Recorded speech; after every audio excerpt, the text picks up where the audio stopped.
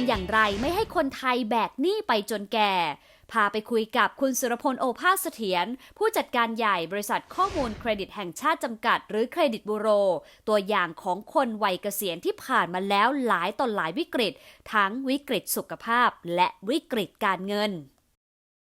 สวัสดีค่ะคุณสุรพลคะสวัสดีครับอยากรู้ค่ะว่าคนไทยเนี่ยยิ่งแก่ยิ่งจนจริงหรือเปล่าคะมีส่วนจริงครับโดยเฉพาะที่เราเห็นจากตัวเลขนะครับอายุ55ก็ยังมีหนี้อีก5ปีจะเกษียณก็ยังมีหนี้ก้อนใหญ่นะครับหลักๆที่เราเห็นภาพเยอะๆที่ชัดเจนและมีข้อมูลรองรับนะครับเกษตรกรไทยนะครับหนี้เกษตรกรเนี่ย1 ล้านบาทปรากฏว่าเกษตรกรที่มีอายุ55ขึ้นไปอีก5ปีจะเกษียณมีแบกหนี้ไปประมาณสัก 470,000 ล้านแล้วก็เราเห็นคนที่อายุ80แล้วก็เป็นหนี้เสียนะครับชำระหนี้ไม่ได้นะเป็น NPL นะครับแล้วก็ทุกวันนี้ก็ไม่รู้จะเป็นยังไงอีกกลุ่มหนึ่งที่เราเห็นอย่างชัดเจนมากนะครับข้อมูลยืนยันก็คือกลุ่มคุณครูและบุคลากรทางการศึกษาซึ่งมีหนี้2-3 ทางมีหนี้สหกรณ์หักหน้าซองใช่ไหมครับเงินเกษียณเข้ามาก็ถูกหักบางรายนี่นะครับหลังเกษียณเนี่ยมีรายได้ประมาณสัก 35,000 บาท 36,000 บาทเชื่อไหมครับว่าถูกหักเนี่ยหนี้ก้อนนั้นก้อนนี้เนี่ยหักไปเรื่อยๆเนี่ยเหลือจริงๆเนี่ย 3,500 โอ้ 90% หายไปเลยใช่หรืออย่างล่าสุดที่ผมเห็นตัวเลขชัดๆเลยนะครับเป็นข้าราชการนะแล้วก็ไปกู้เงินยอดหนี้เนี่ย260,000 บาทต้นนะครับแล้วก็จ่ายดอกเนี่ยเดือนละ 3,000 นะครับดอกเนี่ยเดือนละประมาณ 3,000 เพราะดอกเบี้ยมันแพงอ่ะไม่มีหลักประกันนี่ไม่มีหลักประกันจ่ายมา11 ปีแล้วนะ120 กว่าเดือนแต่ว่าจ่ายได้แต่ดอกเพราะฉะนั้นเอาดอกมาคูณกับจำนวนเดือนใช่ไหมครับมันเกินต้นหรือยังเกินแล้วใช่แต่ต้นไม่ลดนะก็คือต้องจ่ายไปเรื่อยๆใช่อันนี้ก็คืออาการที่ธปท.หรือแบงก์ชาติเขาเรียกว่าเป็นหนี้เรื้อรังก่อนจะเกษียณแทนที่จะเกษียณสุขเนี่ยมันจะเกษียณทุกข์นะครับมันก็เลยมีคำพูดหลายๆอย่างซึ่งสะท้อนออกมาใช่ไหมครับแก่ก่อนรวยป่วยก่อนตายอย่างนี้เป็นต้นต้นตอจริงๆของเรื่องนี้มาจากอะไรคะคุณสุรพลก็ต้องเรียนตรงๆนะครับ2-3 สาเหตุหนึ่งก็คือว่ารายได้ของบ้านเรานี่อาจจะไม่พอเพราะว่าหลาย10 ปีที่ผ่านมาในเศรษฐกิจมันก็โตต่อแตะใช่ไหมครับอันที่2รายได้ไม่แน่นอนอันที่3ขาดความเข้าใจแล้วกันว่าเงินน้อยเนี่ยมันก็ออมได้นะครับอย่าไปหมิ่นเงินน้อยว่ามันออมไม่ได้นะหลายคนก็จะบอกว่าออม100 บาท200 บาทแล้วเมื่อไหร่มันจะได้เป็นก้อนมันก็ต้องย้อนกลับมาคำถามเดิมว่าถ้าคุณไม่เริ่มต้นนะครับก้าวแรก10 บาทแรก20 บาทแรกแล้วมันจะได้ไหมจริงๆเป็นจุดเล็กๆแต่ว่าคลิกสถานการณ์ในอนาคตได้เลยเหมือนกันคือวัฒนธรรมที่อาจจะคิดบอกว่าเมื่อถึงเวลาแก่ไปเนี่ยตัวเราเองเนี่ยจะมีคนมาช่วยดูแลเช่นวัฒนธรรมบอกว่าลูกหลานจะต้องมาดูแลหรือว่าเราจะต้องมีอัศวินม้าขาวใครก็ไม่รู้ล่ะมาดูแลแต่ในโลกความเป็นจริงณวันนี้มันไม่มีอย่างนั้นนะทุกคนต้องดูแลตัวเองเหมือนอย่างที่มีความพยายามจะรณรงค์ทุกวันนี้ว่าเมื่ออายุมากขึ้นอย่าทำตัวหรืออย่าสร้างอะไรบางอย่างให้ตัวเราเป็นภาระลูกหลานในขณะเดียวกันก็ต้องสอนลูกหลานไม่ให้ไปเป็นภาระสังคมนะครับเพราะฉะนั้นไอ้การจะไม่เป็นภาระคนอื่นเนี่ยคุณเฟิร์นก็ต้องมีอะไรบางอย่างที่จะไม่ต้องไปขอคนอื่นเขาคนรุ่นผมช่วงหนึ่งเนี่ยก็จะถูกสอนแรงๆนะครับว่ามือที่ขอไม่เคยสูงกว่ามือที่ให้เพราะฉะนั้นถ้าไม่อยากขอใครก็ต้องทำเองจะทำเองได้ก็ต้องหักดิบอะไรบางอย่างซึ่งมันก็สิ่งเล้าสมัยผมมันอาจจะน้อยนะสิ่งเล้าสมัยนี้มันอาจจะเยอะค่ะทีนี้ถ้าอยากป้องกันตัวเองสร้างภูมิตั้งแต่วันนี้เลยค่ะคุณสุรพลสำหรับใครที่ดูอยู่และอยากเกษียณสุขไม่อยากเป็นหนี้ไม่อยากแก่ก่อนรวยเคล็ดลับสำคัญคืออะไรคะสมการที่เราเคยเชื่อรายได้ลบรายจ่ายเท่ากับเงินออมไม่มีอยู่จริง พ ราะว่ารายจ่ายจะถูกกระตุ้นถูกไหมครับคุณเฟิร์นไปดูป้ายในกรุงเทพไปแล้วไม่มีป้ายไหนทั้งป้ายบอกให้เก็บตังค์นะ มีแต่ป้ายให้ใช้ตังค์เพราะฉะนั้นสมการที่ถูกต้องคือรายได้ลบเงินออมเท่ากับรายจ่าย นั่นหมายความว่าเรามีรายได้ถูกหักไปออมประกันสังคมก็ดีนะครับสำรองเลี้ยงชีพเงินของเรานะแต่เขาไม่ให้เราจับแล้วเขาก็หักไปเก็บแล้วเราก็ไปทำอะไรกับมันไม่ได้แตะมันไม่ได้นะเพราะเขาจะเก็บไว้ให้เราการออมภาคบังคับทำไมมันได้ผลเพราะว่าเราไปแตะมันไม่ได้นะครับเพราะฉะนั้นเริ่มต้นว่ารายได้เท่านี้หักออมเหลือเท่าไหร่อยู่ให้ได้กับตรงนั้นวาทกรรมที่ชอบพูดกันเยอะก็คือว่าก็มีหนี้อยู่จะออมได้ยังไงหนี้ก็ส่วนหนี้นะหนี้คือการบริหารออมก็คือออมหรือเหมือนอย่างที่เราพยายามจะมีโครงการบอกว่าออมให้ได้เดือนละ 5,000 7,000 4,000 แล้วเราจะผ่อนบ้านเดือนละ 7,000 4,000 ได้มันฝึกไว้ก่อนถูกออมคือการซ้อมก่อนเป็นหนี้ถ้าคุณออมได้คุณก็เป็นหนี้ได้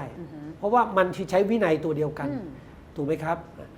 แต่บ้านเราไปคิดว่าถ้าเป็นหนี้ออมไม่ได้ซึ่งไม่รู้มันมาจากไหนนะที่มันเป็นไปได้ใช่ไหมครับแล้วออมตอนอายุยังน้อยได้เปรียบค่ะเมื่อสักครู่สุรพลบอกว่ามันมีเงื่อนไขหนึ่งที่หลายคนไม่ออมเพราะว่าบอกว่าตัวเองเป็นหนี้แล้วจริงๆแล้วคนที่เป็นหนี้เขาออมได้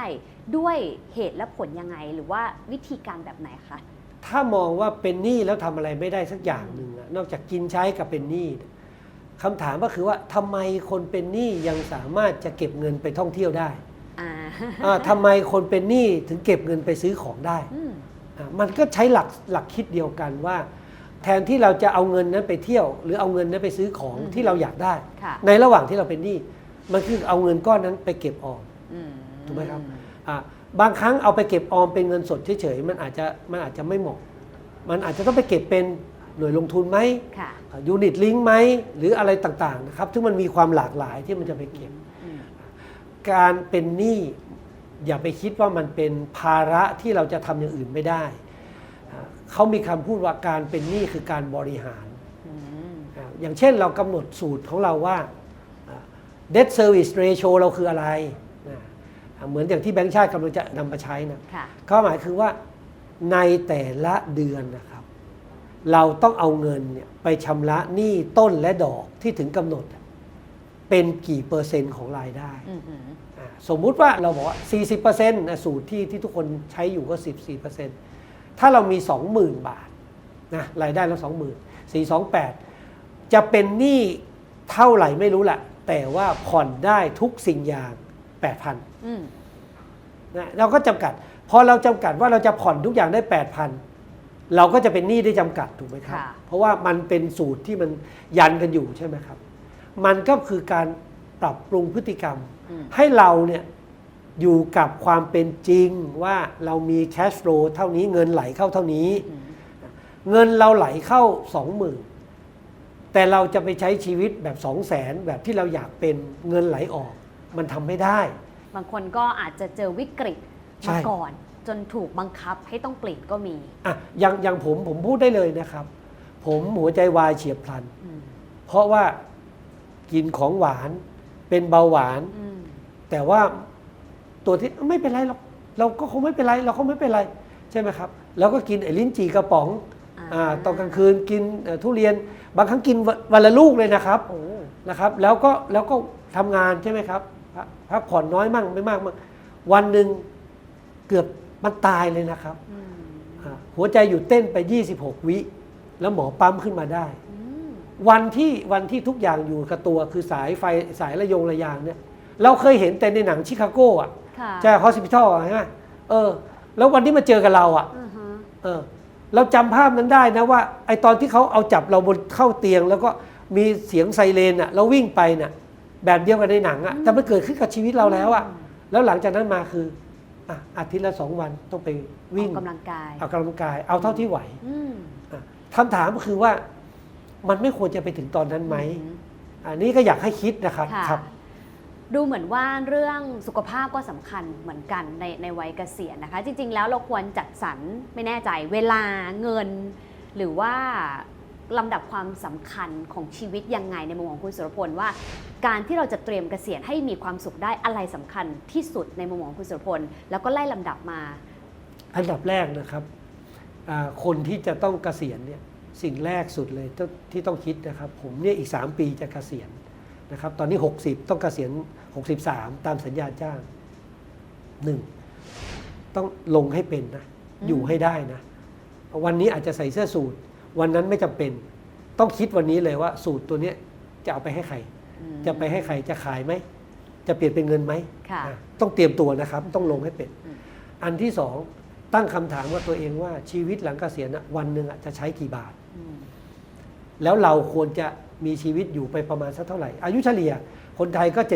74ใช่ไหมครับถ้าเราอยู่ที่สมมติ60 74ก็อีก14ปีใช่ไหม14 ปีแต่1ปีมี365วันก็คูณไปสิครับแล้วก็คูณ300 บาทสมมุตินะเอามาตรฐานขั้นต่ำ400 บาทต้องเป็นเท่าไหร่ถามว่ามียังเตรียมไว้ยังนะครับก้อนนั้นขณะเดียวกันอีกก้อนหนึ่งคือสุขภาพล่ะประกันสุขภาพเราจะหมดเมื่อไหร่ประกันชีวิตเราจะหมดเมื่อไหร่อย่าลืมว่าคนอายุเยอะประกันจะแพงใช่ไหมครับเตรียมยังมียังนะครับถ้าไม่อยากจะต้องใช้เงิน2 ก้อนนั้นอาทิตย์หนึ่งเดินวิ่งเท่าไหร่กี่กิโลต่อวันคือทุกอย่างมันมีกติกาของมันสุดท้ายก็คือว่าการใช้ชีวิตกับคนที่ต่างวัยกับเรา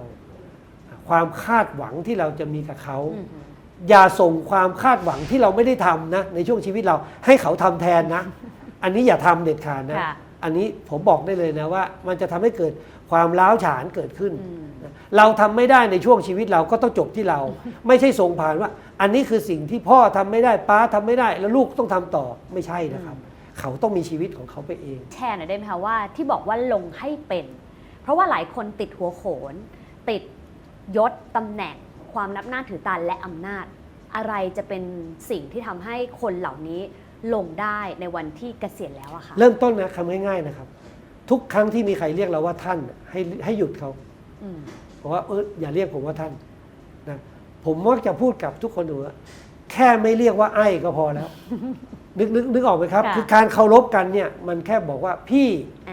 เอาเนี่ยแบบไทยๆนะพี่นะครับหรือว่าคุณหัวหน้าอย่างเงี้ยพอแล้ววิธีคิดอีกอันหนึ่งคุณเฟิร์นที่ผมชอบใช้นะครับเวลาที่เราอยากจะใช้ชีวิตเนี่ยอายุเราเนี่ยมันมีวิธีนับไม่เหมือนกันคุณเฟิร์นถ้าเรานับที่ผ่านมาเราแก่ถ้าเรานับที่เหลืออยู่เราหนุ่มเราใช้ชีวิตแบบไหนอันนึงนะครับคุณเฟิร์นที่ผมยังไงเนี่ยก็ทำมาตลอดช่วงชีวิตตั้งแต่แต่งงานมาเนี่ยกับคุณภรรยาที่เป็นนักบัญชีด้วยกันเราทำบัญชีครัวเรือนคุณสุรพลกับภรรยาทำบัญชีมากี่ปีแล้วคะตั้งแต่เราแต่งงานกันปี35โอ้กว่า30 ปีทุกเดือนครับผลที่ได้จากการทำแบบนี้สม่ำเสมอบัญชีรายรับรายจ่ายคุณสุรพลว่ามันคืออะไรคะที่สำคัญที่สุดเลยรู้ตัวเลยว่าเดือนนี้จะเป็นอย่างนี้เดือนนั้นจะเป็นอย่างนี้มันเริ่มต้นมาอย่างนี้คุณเฟิร์นเกิดวิกฤตเศรษฐกิจตอนปี40วันนั้นเรา2 คนเป็นนักบัญชีนะครับภรรยาผมก็ทำธุรกิจส่วนตัวนะครับทำร้านขายขนมเล็กๆผมก็ทำงานองค์กรที่ IFCT ตั้งคำถามตัวเองเรามีเงินออมเก็บเท่าไหร่ช่วงนั้นมนุษย์ทองคำใช่ไหมก่อนวิกฤตเรามีการซื้อหุ้นเราก็ได้กำไรมาเรามี2.1 ล้านผมพูดไม่อายเลยนะมี2.1 ล้านแล้วมีหนี้บ้านกับหนี้รถแล้วมีลูก3 คนแล้วก็มีพี่เลี้ยงที่ต้องดูแลลูกผมอีก1 คนนะครับหมาอีก3 ตัววันนั้นเราคิดบัญชีแล้วเดือนหนึ่งต้องใช้ 30,000 บาทนั่นหมายความว่าผมต้องเอา2.1 ล้านตั้งเอา 30,000 บาทหารเพื่อดูว่าใช้ได้กี่เดือน70คือ5 ปีกว่าถูกไหมวิกฤตมันเพิ่งเริ่มแล้วผมได้รับผลกระทบก็คือลดเงินเดือน 20% ในครั้งแรกแล้วลดอีก 30% คือลดครึ่งหนึ่งแล้วตอนที่เอาคนออกจำได้ไหมครับแต่ยังมีงานอยู่นะมันมาแล้วแล้วเราก็ไม่รู้เหมือนกับที่เราเจอโควิดเราไม่รู้ว่าอีก3 ปีจบเปล่าล่ะย้อนหลังไปเราไม่รู้วันนั้น เราพูดกันตรงๆนะเดือนละ 30,000 วินัยใช้แค่นี้อยู่ให้ได้7 ปีอยู่ให้ได้7 ปี 30,000 คือค่าใช้จ่าย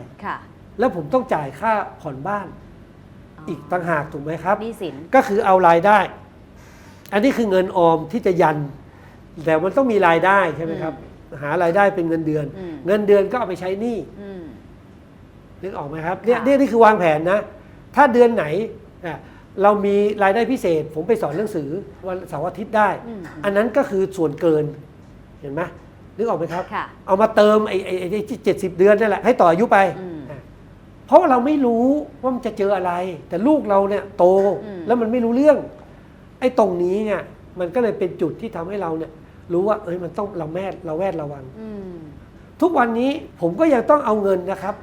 ใส่ไป 5,000 บาทต่อเดือนใส่เข้าไปในบัญชีไอ้มัธยัสถ์ก็ยังใส่ลูกก็ยังใส่นะ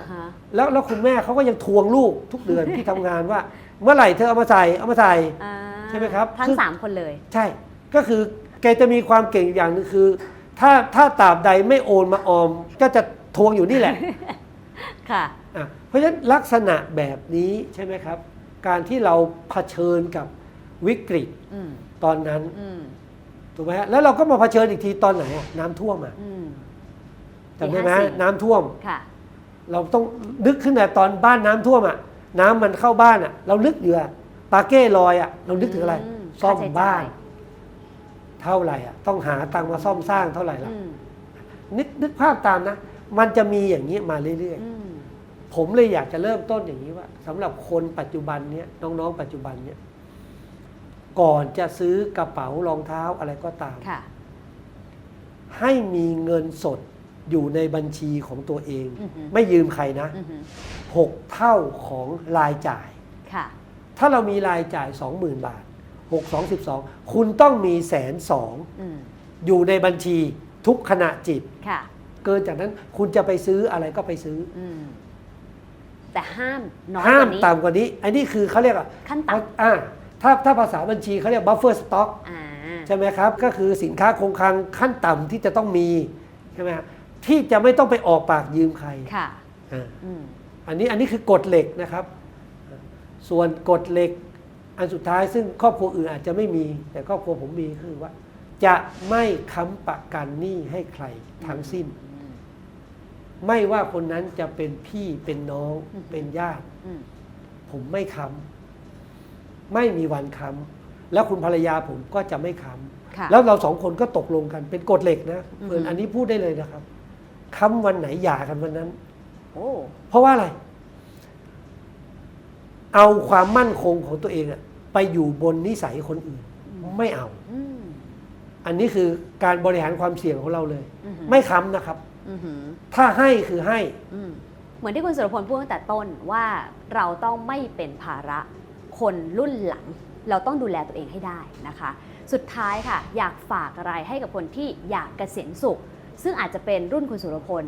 หรือรุ่นที่น้องกว่านี้ก็คืออายุอาจจะยังไม่ใกล้เกษียณให้เขาได้เตรียมตัวในวันนี้ค่ะมันเป็นเรื่องน่าเสียดายนะถ้าเราตายก่อนเงินหมดแต่มันจะเป็นเรื่องน่าสลดถ้าเราเงินหมดก่อนตายลองคิดภาพนะครับหลายท่านเนี่ยลองคิดภาพนี้นะครับเราเจ็บไข้ได้ป่วยหรือเราไปไหนไม่ได้แล้วในวันที่1ของเดือนเราต้องนั่งรอไปอีก30 วัน25 วันเพื่อรอให้ลูกหลานเอาเงินมาให้เราเพื่อให้เราดำรงชีวิตในเดือนถัดไปคำถามคือชีวิตอย่างนั้นเราอยากได้ไหมถ้าชีวิตอันนั้นเราไม่อยากได้เราก็ต้องช่วยเหลือตัวเองในยามที่เรายังมีพลังทำงานอยู่ค่ะ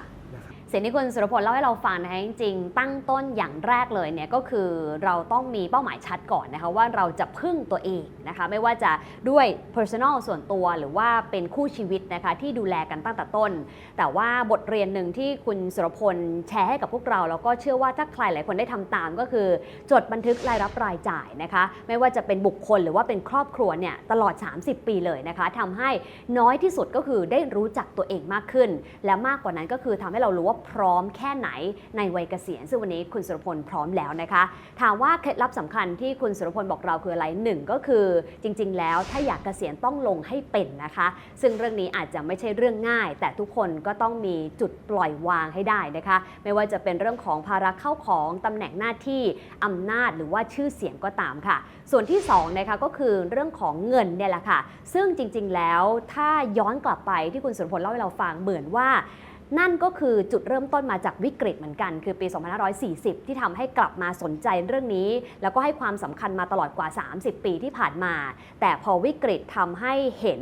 สิ่งที่ควรจะทำในวันนั้นก็ทำให้ไม่ว่าจะวิกฤตอีกกี่รอบที่ผ่านไปก็สามารถผ่านพ้นมาได้ด้วยดีนะคะเราเองไม่จำเป็นต้องรอให้ถึงวิกฤตนะคะถ้าอยากเกษียณสุขนำเคล็ดลับที่คุณสุรพลทำไปทำต่อได้เลยนะคะวางแผนให้ชัดใช้จ่ายให้น้อยกว่าที่หาได้เก็บออมก่อนใช้ไม่มีข้ออ้างสำหรับใครที่อยากออมแม้คุณจะเป็นหนี้และที่สำคัญที่สุดก็คือวางแผนให้ชัดว่าหลังเกษียณคุณต้องใช้จ่ายเท่าไหร่และเริ่มต้นตั้งแต่วันนี้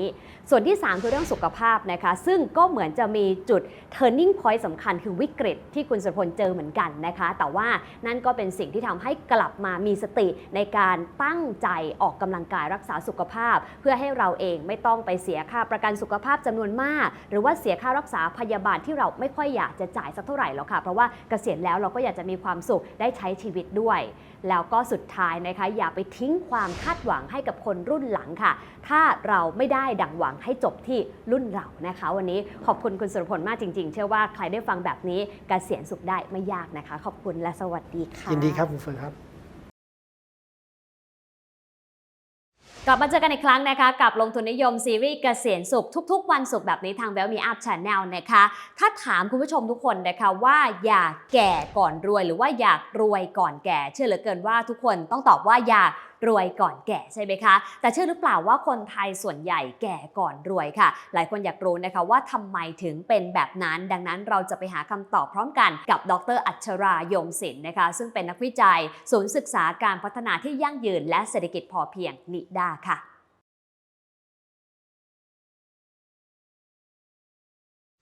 ทำไมคนไทยส่วนใหญ่แก่ก่อนรวยนะคะก็เพราะว่าคนไทย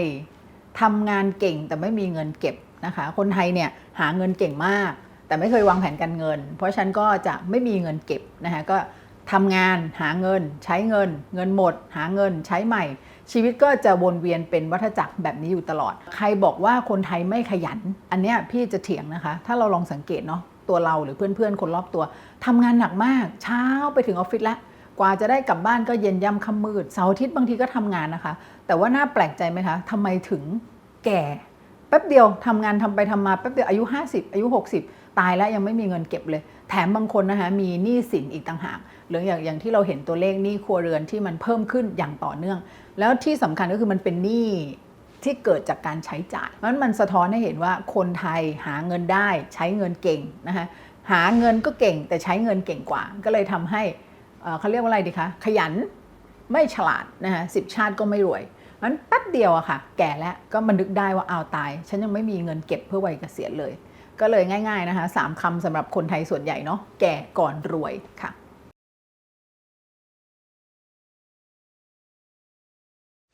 วันนี้ถ้าอยากรวยก่อนแก่ต้องทำยังไง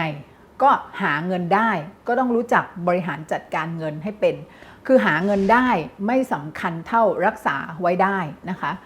คำถามง่ายๆก็คือเราทำแต่งานเนี่ยเราไม่ได้คิดเลยว่าเฮ้ยเกษียณแล้วหลังเกษียณมันจะต้องใช้เงินไปอีกถึงเมื่อไหร่นะฮะถ้าเราหาเงินเก่งนะคะขยันทำงาน3 งาน4 งาน7 งานเดือนหนึ่งทำสมมตินะคะหาได้สัก300,000 บาทถามว่าเก่งไหมเก่งมากนะคะขยันไหมขยันมากนะคะหาได้300,000ใช้350,000ไม่มีทางรวยงั้นเพียงแค่เราจัดการตัวเราให้ได้วางแผนตัวเองให้ได้สำคัญที่สุดก็มันจะเป็นเรื่องของการวางแผนการใช้เงินนะคนไทยเนี่ยมันมีความชัดเจนมากนะคะว่าไม่มีวินัยในการใช้ชีวิตและไม่มีการวางแผนการจัดการเงินการจัดการตัวเองคนไทยรู้ทุกเรื่องนะคะเรารู้ว่าพี่เชื่อว่านะ100 คนรู้ว่าออกกำลังกายสำคัญถามว่ากี่คนออกกำลังกายอาจจะเหลือสัก20 หรือ 30 คนแล้วใน20 หรือ 30 คนที่ออกกำลังกายถามว่ามีใครบ้างที่ทำได้อย่างสม่ำเสมอและต่อเนื่อง เพราะฉะนั้นคนรู้คนเข้าใจว่าอะไรสำคัญอะไรจำเป็นอะไรเร่งด่วนแต่ปัญหาคือคนไทยไม่มีพลังใจเพียงพอที่จะลุกมาทำแล้วถ้าเขาลุกขึ้นมาทำได้ลุกขึ้นมาทำอะไรคะจัดการชีวิตตัวเองการจัดการชีวิตคือการจัดการเงินนะคะเราจะมองไปข้างหน้าหลังเกษียณมันเหลือระยะเวลาต้องใช้เงินอีกเท่าไหร่สมมตินะคะสมมติคิดเลขง่ายๆนะคะเราเริ่มทำงานอายุ22เนี่ยนะคะทำไปจนถึงเกษียณที่อายุ60ตรงนี้คือ456เดือนของการทำงาน456เดือน60เราเกษียณคำถามคืออยากอยู่ใช้เงินไปถึงเมื่อไหร่ถ้าเราอยู่ใช้เงินถึงอายุ85ตรงนี้คือ300เดือนคำถามคือ300เดือนหลังเกษียณเตรียมเงินไว้พอใช้หรือยังอันนี้เป็นคำเตือนที่ต้องเตือนกันบ่อยๆนะฮะเพื่อที่เราจะได้คิดนะฮะเยอะๆคิดก่อนใช้คิดก่อนซื้อพอเราคิดเราก็จะออมเฮ้ยเราใช้เดือนชนเดือนไม่ได้นะมันมี300เดือนรออยู่โอ้โหเราทำงาน456เดือนแต่เราต้องมีเงินพอใช้756เดือนนั้นมันใช้เดือนชนเดือนไปเรื่อยๆหลังเกษียณเราจะลำบากนะคะเพราะถ้าเราคิดเราวางแผนเราจัดการตัวเองได้เราจะรวยก่อนแก่นะคะเพราะเราคิดระยะยาวเราคิดถึงอนาคตเสมอนั้นภูมิคุ้มกันทางการเงินง่ายๆของคนไทยก็คือคิดก่อนใช้นะคะแต่นี้แค่คิดบางทีมันไม่พอเนาะก็อาจจะต้องหาเครื่องมือมาช่วยนะคะอย่างเช่นจริงๆง่ายที่สุดในโลกนะคะทุกคนก็จะพูดคนที่จัดการเงินได้อะค่ะคนที่ประสบความสำเร็จในการจัดการเงินเนี่ยเพราะเขารู้จักตัวเองเบสิกที่สุดก็เริ่มจากการสแกนกรรมเราอยากแก้กรรมทางการเงินเนาะเราอยากจัดการตัวเองให้ได้เนาะก็เราทำกรรมอะไรไว้บ้างในทางการเงินเราก็ต้องรู้เพราะฉะนั้นสแกนกรรมทำยังไงคะก็คือจดรายรับรายจ่ายมันฟังดูน่าเบื่อมากเลยนะใครๆก็พูดบัญชีครัวเรือนจดรายรับรายจ่ายใช่ค่ะมันฟังดูน่าเบื่อแต่ถ้าท่านได้ลองจดนะสักเดือนหนึ่งสัก3เดือนเนี่ยจะเห็นเลยว่าโอ้อันนี้คือเครื่องมือที่มหัศจรรย์มากในการที่จะจัดการตัวเองทางการเงินเพราะเราจะเห็นกรรมมันคือพฤติกรรมทางการเงินของเราไม่ได้คิดอะไรเนาะเหมือนเรื่องมันเล็กๆน้อยๆนะคะเราก็ไม่ค่อยได้คิดอะไรค่าบุหรี่เนาะค่ากาแฟใครๆก็พูดถึงค่าบุหรี่ค่ากาแฟค่าหวยค่าลอตเตอรี่พวกนี้มันเดือนละเล็กเดือนละน้อยเอาเล็กๆน้อยๆวันละ100 36,500ตอนที่เราอายุ40เนี่ยแล้วเราลงทุนนะคะอายุ60เรามีเงินก้อนตั้งไม่รู้เท่าไหร่แล้วไว้พอใช้อีกตั้งหลายเดือน 36,500 วันนี้เราบอกเฮ้ยมัน1ปีที่เราประหยัดวันละ100เนี่ยเราได้ 36,500 ถูกไหมคะก็ใช้ได้ประมาณเดือนนึง2เดือนเต็มที่แต่ว่าพอในวัยเกษียณเราสร้างมูลค่ามันเพิ่มขึ้นมานั้นในวัยเกษียณเงินก้อนนี้ก็ใช้ได้หลายเดือนนึกออกไหมคะมันเป็นเรื่องเล็กๆที่ต้องค่อยๆทำแล้วต้องทำวันนี้และรับรองคำว่าแก่ก่อนรวยจะหายไปจากสังคมไทยแต่มันจะกลายเป็นคำว่ารวยก่อนแก่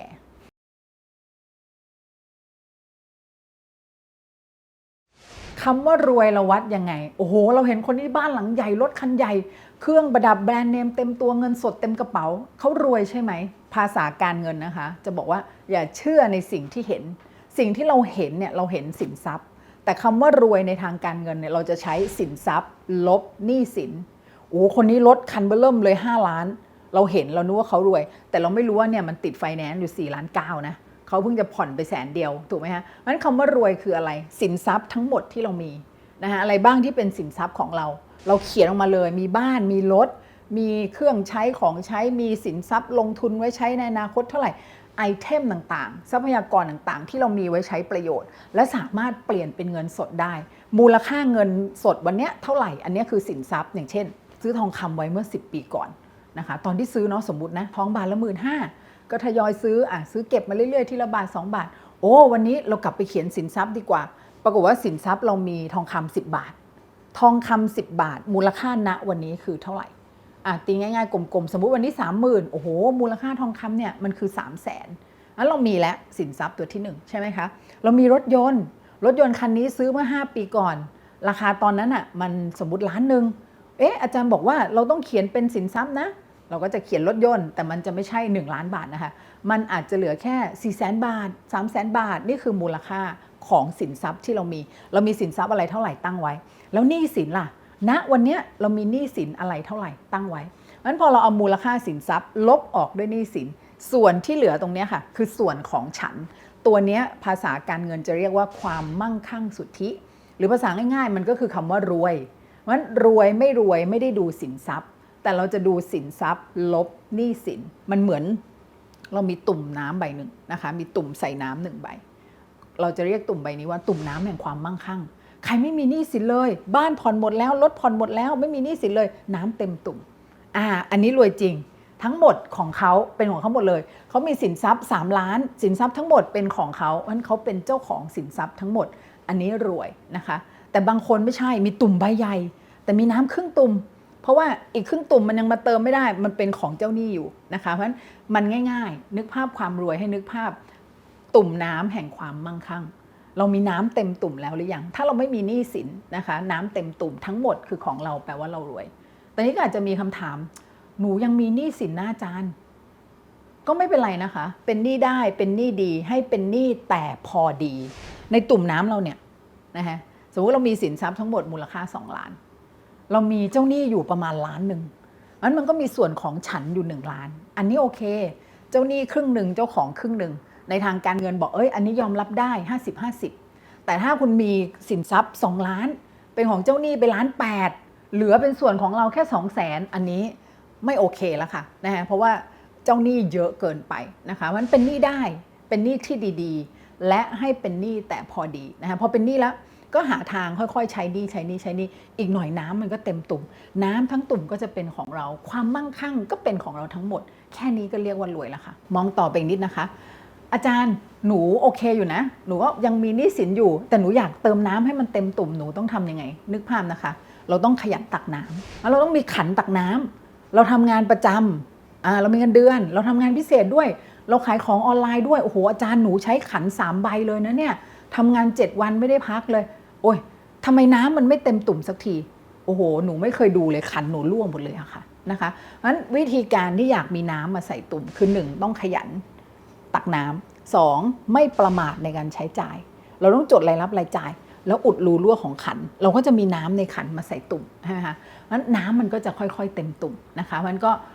สินทรัพย์หนี้สินรายรับรายจ่าย4ตัวนี้เป็นปัจจัยแห่งความรวยของเราทั้งสิ้นสิ่งที่อาจารย์รักบอกกับเรานะคะก็คือถ้าใครอยากรวยก่อนแก่ต้องปรับ mindset ก่อนนะคะเพราะว่าเราจะรวยก่อนแก่ได้ไม่ได้อยู่ที่ว่าเราหาเงินได้เท่าไหร่ค่ะแต่อยู่ที่ว่าเรามีเงินเหลือเท่าไหร่กันแน่นะคะเนื่องจากว่าปัจจุบันสิ่งเราเยอะเหลือเกินและนั่นก็คือรูรั่วทางการเงินที่เป็นศัตรูสำคัญที่ทำให้ใครหลายคนไม่มีเงินเก็บนั่นเองแล้วก็อย่าลืมด้วยนะคะว่าชีวิตวัยหลังเกษียณของเราใช้เวลาอีกนานพอสมควรเลยค่ะถ้าเราเกษียณตอนอายุ60 ปีแล้วก็มีชีวิตไปถึงอายุ85 ปีนั่นคือ25 ปีหรือว่า300 เดือนเลยนะคะที่เราจะต้องใช้ชีวิตแบบไม่มีรายได้ในขณะเดียวกันในช่วงที่เราเนี่ยสร้างเงินสร้างรายได้ก็ต้องบอกว่าอาจจะไม่ได้ต่างกันมากนะคะเพราะว่าเราทำงานตอนอายุ22 ปีแล้วเกษียณตอน60 ปีเท่ากับประมาณ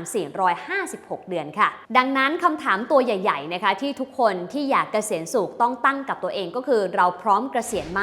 และเรามีเงินพอแล้วหรือยังอีกหนึ่งประเด็นนะคะที่หลายคนเนี่ยมักจะตั้งคำถามแล้วก็สอบถามมาก็คือถ้าตอนนี้เขาอายุ40 กว่าแล้วล่ะอายุ50 กว่าแล้วล่ะแต่ว่ายังไม่เคยวางแผนเกษียณเลยเริ่มตอนนี้ช้าไปหรือเปล่าลองไปฟังอาจารย์รักเล่าให้ฟังกับเรื่องนี้กันค่ะ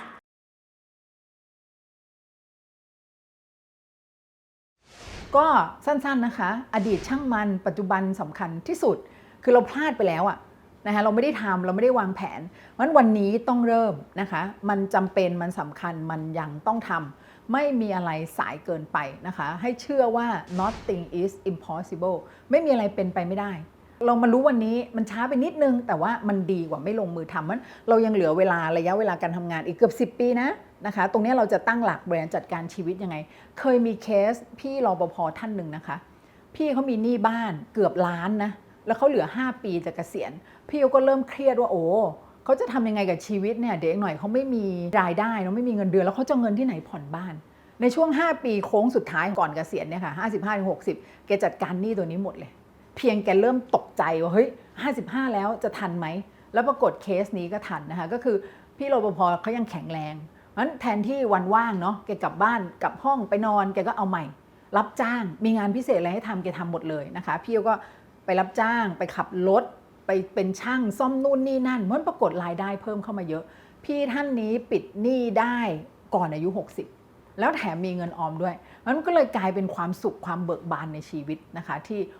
ฉันเกษียณโดยที่ไม่มีหนี้นะคะก็เป็นเคสที่น่าสนใจ1นะคะพี่เขารายได้น้อย2พี่เขาอายุเยอะแล้วก็3พี่เขายังมีหนี้ แต่ทั้งหมดจัดการได้จบภายใน5 ปีมันถึงแม้เราจะอายุเยอะนะคะถ้าเราหาหลักการหาวิธีการหาแนวทางที่ถูกต้องที่เหมาะสมกับเราคนอายุเยอะแล้วเนี่ยรายจ่ายหลายตัวมันก็จะลดลงนะคะเรื่องกินเรื่องใช้เรื่องบริโภคเราก็มีความสุขมาเยอะแล้วเราผ่านโลกมาเยอะแล้วเราก็ทานของอร่อยมาก็เยอะแล้วก็เผาๆลงบ้างแล้วทรัพย์สมบัติสินทรัพย์อะไรในบ้านที่เรามีก็เก็บไปขายให้หมดเลยค่ะกระเป๋า45 ใบเนี่ยบางทีมันไม่ใช่แล้ววัยนี้เราก็อาจจะไม่ได้ใช้แล้วนะคะหรือรองเท้าเสื้อผ้าอะไรบางอย่างคือพยายามเปลี่ยนสินทรัพย์ไปเป็นเงินนะคะไปเป็นสภาพคล่องไปเป็นกองทุนรวมไปเป็นอนาคตที่มั่นคงในวัยเกษียณส่วนตัวจะเชื่อแบบนี้เสมอนะคะว่ามันไม่มีอะไรสายเกินไปก็เพียงแต่ว่าเราต้องลงมือทำแล้วก็ต้องทำจริงจังเท่านั้นเองนะคะก็เป็นกำลังใจให้50 plus ทุกคนนะคะ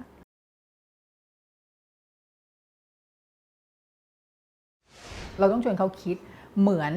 ทุกคนรู้ว่าออกกำลังกายสำคัญแต่ว่าเมื่อไหร่คนถึงจะลุกขึ้นมาออกกำลังกายนะคะเมื่อเขาคิดได้2เมื่อเขาป่วย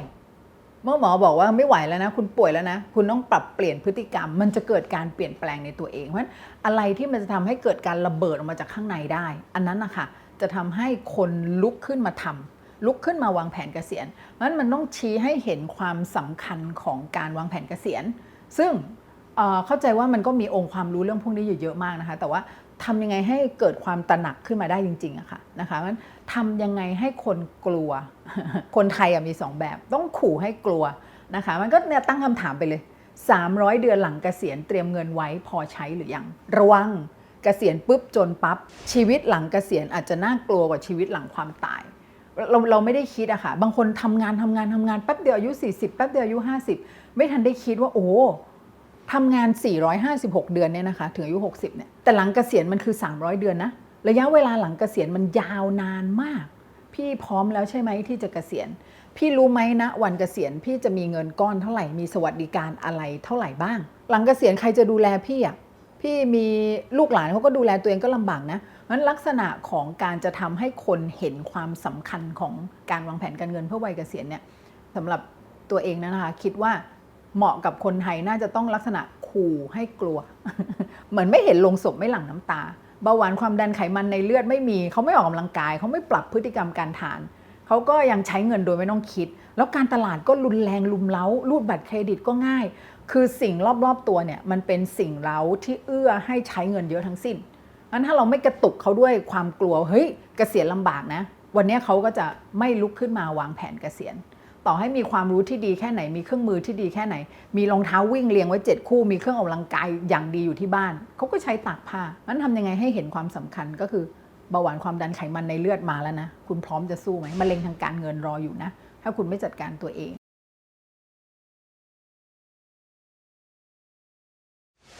คำว่าเกษียณสุขนะคะก็นิยามง่ายๆเนาะเราอย่าไปโลภมากเราขอ3 สุขก็พอ1นะคะสุขภาพร่างกายต้องแข็งแรงอันนี้สำคัญเราจะได้ยินบ่อยๆเนาะถ้าสุขภาพเป็น0น่ะ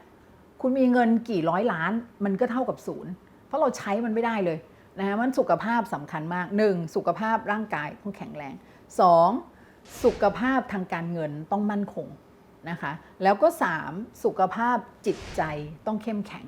งั้นเราจะต้องมี3สุขนะคะ3สุขเนี้ยทำให้ได้เราก็จะเกษียณอย่างมีความสุขอยากเกษียณสุขต้องรู้อะไรบ้างคะเอาไปเลย4รู้นะคะรู้ที่1รู้อะไรก็ไม่สู้รู้จักตัวเองสินทรัพย์หนี้สินรายรับรายจ่ายของเราเป็นเท่าไหร่ไปจดออกมาเลยค่ะสินทรัพย์หนี้สินรายรับรายจ่ายการจดข้อมูล4ตัวนี้เริ่มต้นนะคะมันจะเป็นตัวบอกต่อว่าเราต้องทำอะไรเหมือนอยากลดน้ำหนักเราก็ต้องชั่งน้ำหนักก่อนเพราะฉะนั้นรู้ที่1นะคะรู้อะไรก็ไม่สู้รู้จักตัวเองสินทรัพย์หนี้สินรายรับรายจ่ายรู้ที่2ค่ะรู้อะไรก็ไม่สู้รู้จักพอนะคะถ้าเราศึกษาหลักพอเพียงเนี่ยมันจะมี3ห่วงที่ต้องนึกถึงเสมอพอประมาณมีเหตุผลมีภูมิคุ้มกันจะซื้อกระเป๋าใบใหม่ถามตัวเองพอประมาณไหมมีเหตุผลไหมมีภูมิคุ้มกันไหมจะไปลงทุนในหุ้นพอประมาณคือแค่ไหนเรามีเหตุผลไหมเราเลือกหุ้นฉลาดใช่ไหมเรามีภูมิคุ้มกันมีความรู้ในการลงทุนไหมงั้นรู้อะไรก็ไม่สู้รู้จักพอ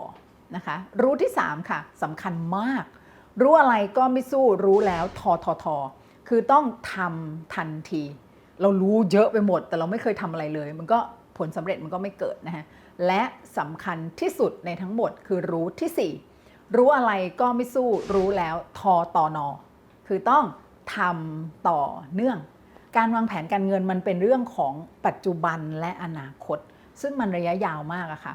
มันต้องเป็นลักษณะการทำสม่ำเสมอทำต่อเนื่องทำไปเรื่อยๆจากเงินเล็กๆๆๆๆสะสมไปเดี๋ยวมันก็เยอะขึ้นนะคะเขาบอกว่าให้เราทำสิ่งเล็กๆเล็กๆเล็กๆแต่ทำสม่ำเสมอเดี๋ยวปาฏิหาริย์มันจะเกิดเองนะคะเพราะฉะนั้นเราจะเกษียณสุขได้นะคะไม่ยากเลยทุกคนทำได้แน่นอนค่ะ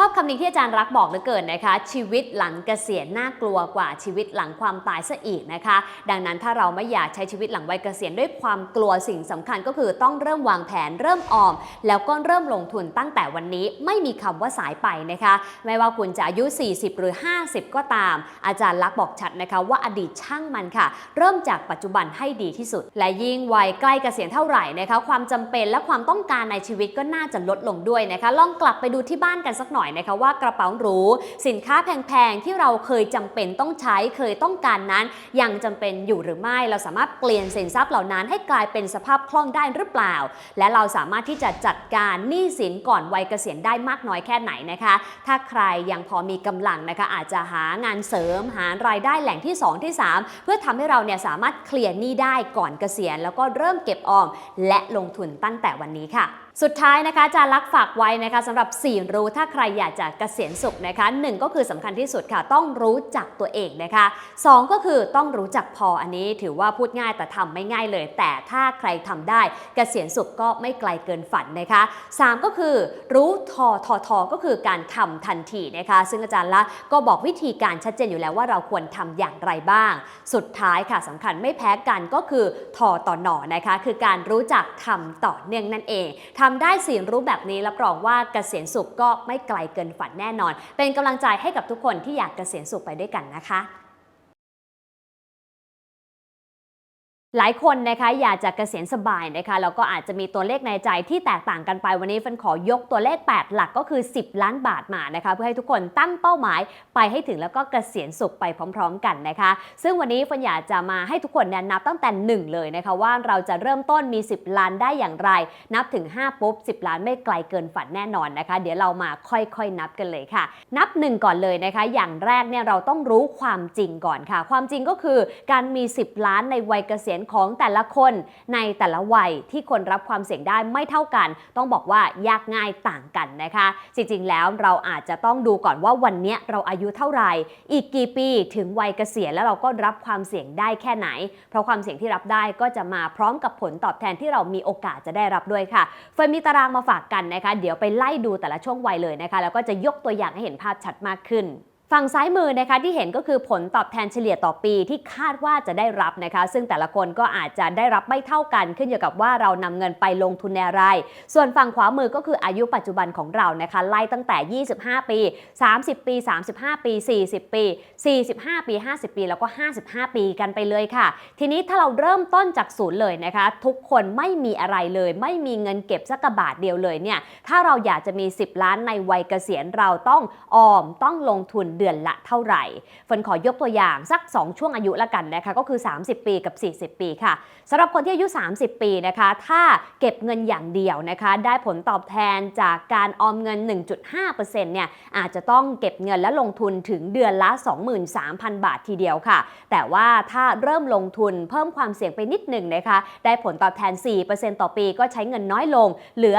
15,000 บาทและถ้าลงทุนในหุ้นหรือว่าเพิ่มความเสี่ยงได้มากกว่านั้นก็อาจจะใช้เงินลงทุนน้อยหน่อย 9,000 บาทต่อเดือนซึ่งการลงทุนต่อเนื่องทุกๆเดือนแบบ Dollar Cost Averaging แบบนี้ก็จะช่วยให้เราไปถึงเป้าหมาย10ล้านบาทในวัยเกษียณได้ค่ะส่วนใครอายุ40ปีนะคะต้องบอกว่าอาจจะเหนื่อยหน่อยแล้วก็ใช้เงินมากหน่อยเพราะว่าเรามีเวลาในการต่อยอดเงินไปถึงวัยเกษียณน้อยลงอีก10ปีนั่นเองนะคะยิ่งถ้าเราเก็บออมอย่างเดียวเนี่ยก็ต้องใช้เงินถึงเดือนละ 36,000 บาทค่ะหรือถ้าใครลงทุนได้มีความเสี่ยงปานกลางเนี่ยนะคะก็อาจจะได้ผลตอบแทนราว 4% ใช้เงินลงทุนเฉลี่ยเดือนละ 28,000 บาทแต่ถ้าใครบอกว่ารับความเสี่ยงได้มากหน่อยนะคะก็อาจจะใช้เงินลงทุนน้อยหน่อยแล้วก็ไปลงทุนในหุ้นให้ผลตอบแทนราว 7% ต่อปีก็จะใช้เงินลงทุนประมาณ 21,000 บาทนั่นเองค่ะลองแคปตารางนี้ไว้นะคะแล้วก็ไปดูว่าอายุของเราตอนนี้กับความเสี่ยงที่เรารับได้และผลตอบแทนที่คาดหวังนั้นจะต้องใช้เงินลงทุนเดือนละเท่าไหร่เพื่อเป้าหมาย10ล้านบาทกันค่ะ หลังจากรู้ความจริงแล้วนะคะรู้ที่2ก็คือรู้จักตัวเองค่ะรู้ตัวเองเนี่ยนะคะก็คือเราต้องรู้ความเสี่ยงก่อนค่ะว่าเรารับความเสี่ยงได้มากน้อยแค่ไหนเพราะว่าถ้าเรารับความเสี่ยงได้ยอมแลกกับความผันผวนในบางช่วงเวลาเพื่อผลตอบแทนที่ดีในระยะยาวหรืออาจจะเสี่ยงกับเงินต้นที่หายไปจากการขาดทุนบ้างเนี่ยก็จะทำให้เราเนี่ยลงทุนในสินทรัพย์ที่มีความเสี่ยงเพิ่มขึ้นและมีโอกาสได้รับผลตอบแทนมากขึ้นนั่นเองนะคะแต่ไม่ใช่ทุกคนจะต้องรับความเสี่ยงทั้งหมดขึ้นอยู่กับตัวเราต้องรู้จักตัวเองให้มากพอค่ะนอกจากนี้ต้องรู้ความรวยของตัวเองด้วยนะคะต้องรู้ว่าเราเนี่ยมีสินทรัพย์มีหนี้สินเท่าไหร่นะคะซึ่งฟันมีตารางรวยมาฝากกันใครติดตามลงทุนนิยมอยู่แล้วน่าจะคุ้นเคยดีแต่ถ้าใครยังไม่เคยดูไปทำตารางนี้พร้อมกันนะคะเพื่อให้รู้จักตัวเองมากขึ้นค่ะตารางนี้เราจะแบ่งเป็น2ฝั่งด้วยกันนะคะฝั่งหนี้สินกับฝั่งสินทรัพย์ค่ะแต่ละฝั่งเนี่ยก็จะมีรายละเอียดปลีกย่อยที่อาจจะแตกต่างกันฝั่งสินทรัพย์เนี่ยนะคะให้ลงเลยว่าสินทรัพย์ของเราที่มีคืออะไรบ้างเป็นหุ้นเป็นกองทุนรวมเป็นอสังหาริมทรัพย์เป็นเงินสดเป็นทองคำมากน้อยแค่ไหนประเภทอะไรใส่ชื่อย่อไว้นิดหนึ่งนะคะเผื่อเราจะเอาไว้เสิร์ชหาเวลาอยากจะอัปเดตตัวเลขเมื่อเวลาเปลี่ยนไป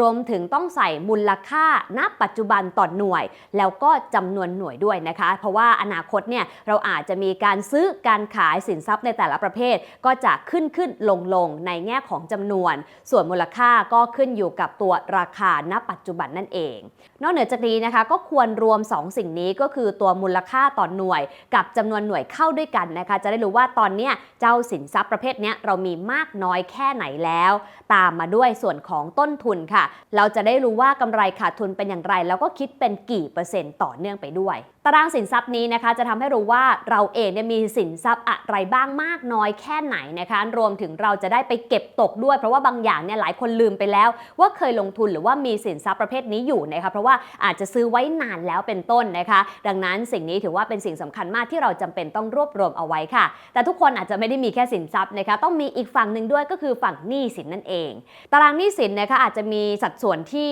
มากน้อยแตกต่างกันไปนะคะซึ่งก็จะต้องเขียนว่าประเภทหนี้สินเนี่ยคืออะไรเป็นบ้านเป็นรถเป็นบัตรเครดิตเงินต้นของหนี้สินเนี่ยนะคะที่เหลืออยู่ที่เรายังไม่ได้จ่ายเขาเนี่ยมากน้อยแค่ไหนแต่ละก้อนก็อาจจะมากน้อยแตกต่างกันไปแล้วก็ส่วนที่จำเป็นที่สุดก็คือตัวดอกเบี้ยค่ะเพราะว่าถ้าดอกเบี้ยยิ่งสูงเราจะได้รู้ว่าถ้ามีเงินต้องรีบโปะให้เร็วเช่นดอกเบี้ยบัตรเครดิตเป็นต้นและช่องสุดท้ายนะคะก็เป็นสิ่งที่ทำให้เราเข้าใจว่าถ้าเราปิดหนี้ณวันนี้เลยหนี้แต่ละประเภทเราต้องจ่ายเงินเท่าไหร่กันแน่ทำไมถึงต้องมีช่องนี้ด้วยนะคะเพื่อให้เรารู้ว่าท้ายที่สุดเนี่ยสินทรัพย์ทั้งหมดนำมาหักกับหนี้สินทั้งหมดถ้าเราปิดหนี้ณวันนี้เลยเนี่ยเรามีความมั่งคั่งสุทธิเท่าไหร่กันโดยความมั่งคั่งสุทธิเนี่ยแหละค่ะที่เราจำเป็นต้องรู้นะคะเราจะได้ไปต่อยอดได้ว่าสรุปแล้วเนี่ยนะคะเราจะเริ่มวัยเกษียณแบบไหนดีแบบเริ่มจากศูนย์จริงๆหรือบางคนอาจจะเริ่มจากติดลบเพราะว่าหนี้สินมากกว่าสินทรัพย์และบางคนอาจจะเริ่มจากฐานที่เป็นบวกแล้วก็ได้เพราะว่าสินทรัพย์มากกว่าหนี้สินนั่นเองค่ะเฟิร์นขอยกหนึ่งตัวอย่างละกันนะคะสำหรับคนที่มีสินทรัพย์มากกว่าหนี้สินนะคะเราติดตามลงทุนนิยมมาเนอะเราก็ต้องเก็บเงินแล้วก็ต้องสะสมสินทรัพย์กันมาพอสมควรแล้วแหละสมมติว่าเรามีสินทรัพย์ประมาณสัก 500,000 บาทตั้งต้นเอาไว้นะคะในเป้าหมายเดิมเลยนะคะก็คือ10 ล้านบาทในวัยเกษียณด้วยผลตอบแทนเหมือนเดิมเลยไปดูกันดีกว่านะคะว่าเราจะใช้เงินน้อยลงแค่ไหนบ้างค่ะตัวอย่างเดิมเลยนะคะสำหรับคนวัย30 ปีค่ะถ้าเราหาผลตอบแทน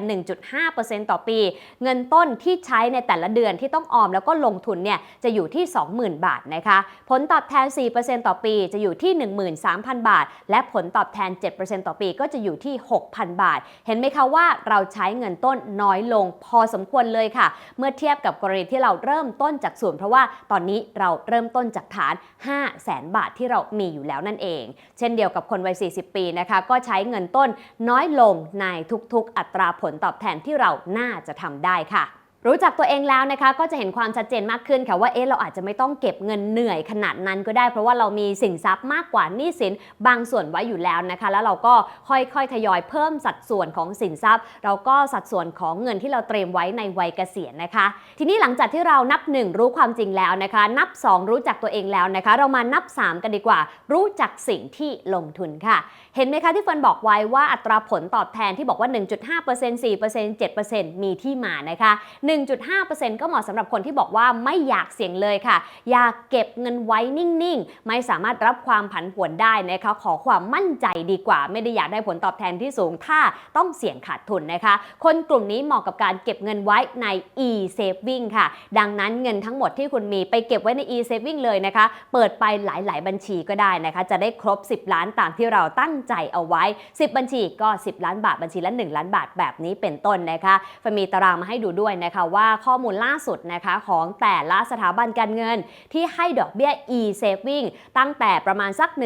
1.5% ไปจนถึง 6% เนี่ยนะคะเป็นอย่างไรเงื่อนไขก็เป็นไปตามที่ธนาคารกำหนดนะคะลองไปศึกษาเพิ่มเติมดูได้ค่ะส่วนที่2นะคะสำหรับผลตอบแทน 4% นะคะก็เหมาะสำหรับคนที่บอกว่าอยากจะออมไว้ปลอดภัยครึ่งหนึ่งอยากจะลองหาผลตอบแทนให้มากขึ้นแต่ก็ยอมรับความเสี่ยงที่เพิ่มขึ้นด้วยอีกครึ่งหนึ่งนะคะแปลว่าคนกลุ่มนี้ค่ะถ้ามีเงิน100บาทในการลงทุนเขาจะแบ่ง50บาทไปเก็บออมใน e-saving ได้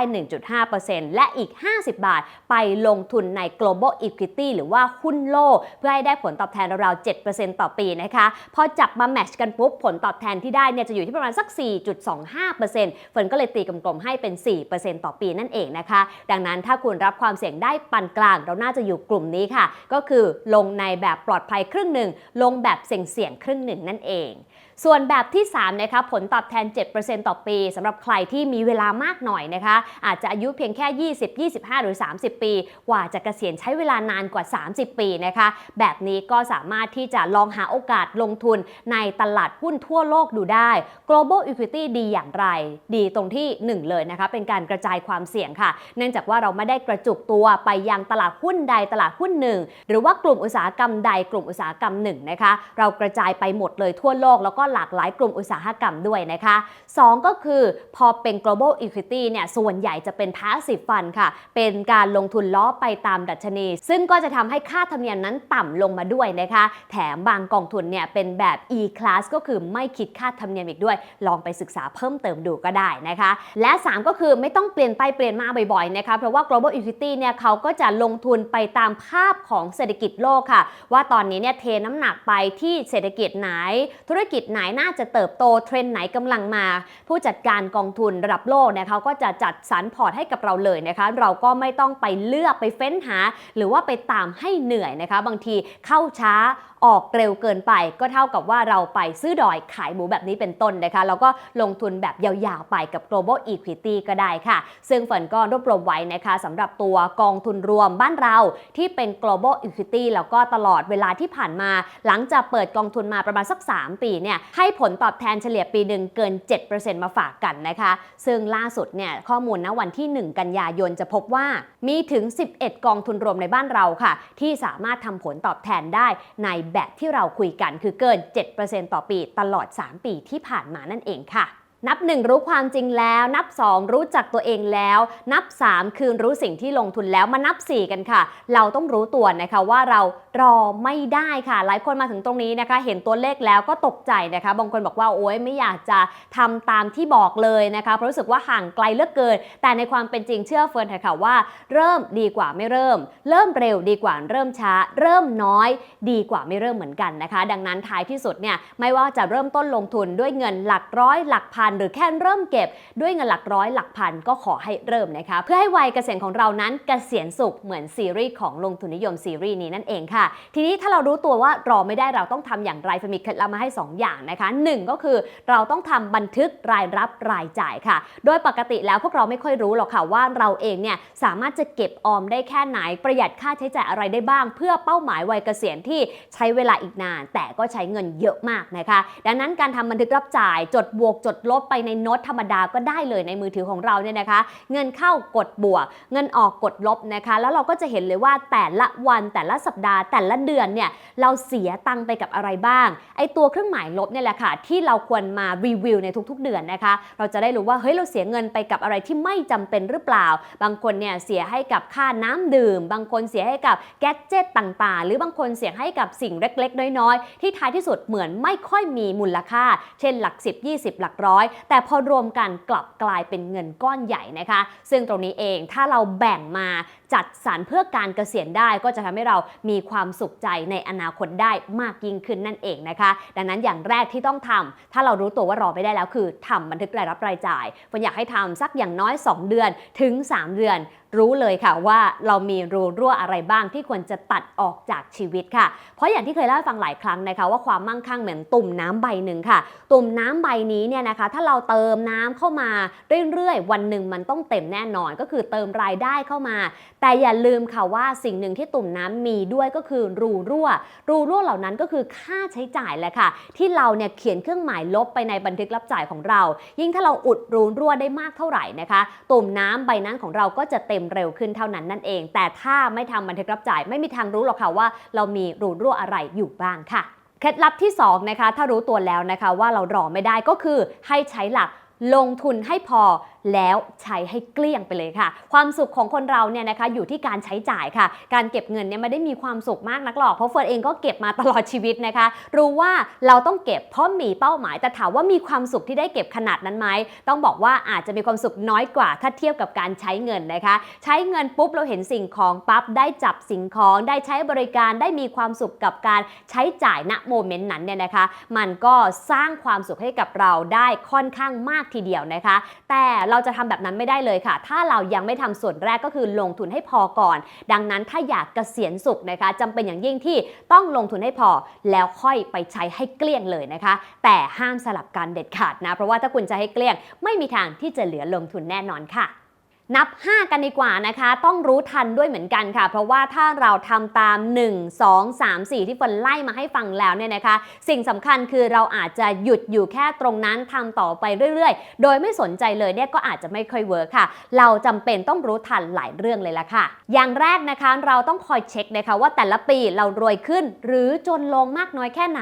ย้อนกลับไปทำตารางสินทรัพย์หนี้สินได้เลยนะคะอัปเดตทุกๆปีค่ะปีละ1 ครั้งพอนะคะเราจะรู้เลยว่าเฮ้ยปีเนี้ยเรารวยขึ้นกว่าปีที่แล้วไหมหรือเราจนลงกันแน่อะไรนะที่มันทำให้เราจนลงหนี้สินหรือเปล่าแบบนี้เป็นต้นนะคะเราจะได้รู้ว่าสถานะการเงินของเราณปัจจุบันเป็นอย่างไร2ก็คือเราต้องรู้นะคะว่าเราเข้าใกล้เป้าหมายแล้วหรือยังบางคนเนี่ยนะคะพอทำไปเรื่อยๆผ่านไป2 ปี 3 ปี 5 ปี 10 ปีรู้สึกว่าเฮ้ยตัวเราเองเนี่ยนะคะไปใกล้เป้าหมายมากกว่าที่คิดอาจจะด้วยเงินลงทุนที่เราใส่ไปค่อนข้างเยอะเพราะเราขยันแล้วก็มีรายได้จากการทำงานเยอะหรือบางคนเนี่ยลงทุนในสินทรัพย์ที่ดีแล้วก็ให้ผลตอบแทนดีกว่าที่คิดเอาไว้ซึ่งถ้าเป็นแบบนั้นนะคะเราก็จะได้เห็นภาพว่าเราเข้าใกล้เป้าหมายมากน้อยแค่ไหนแล้วนะคะยิ่งถ้าเข้าใกล้เป้าหมายมากเท่าไหร่ยังเหลือเวลาอีกเยอะเลยเนี่ยเราจะได้ผ่อนคันเร่งตัวเองได้บ้างนะคะไปใช้ชีวิตให้มีความสุขได้บ้างค่ะแต่สำหรับใครอีกกลุ่มหนึ่งนะคะรู้สึกว่าเฮ้ยเราทำตามสิ่งที่ต้องการแล้วแหละแต่ว่าท้ายที่สุดเนี่ยมันยังห่างไกลจากเป้าหมายอีกเยอะพอสมควร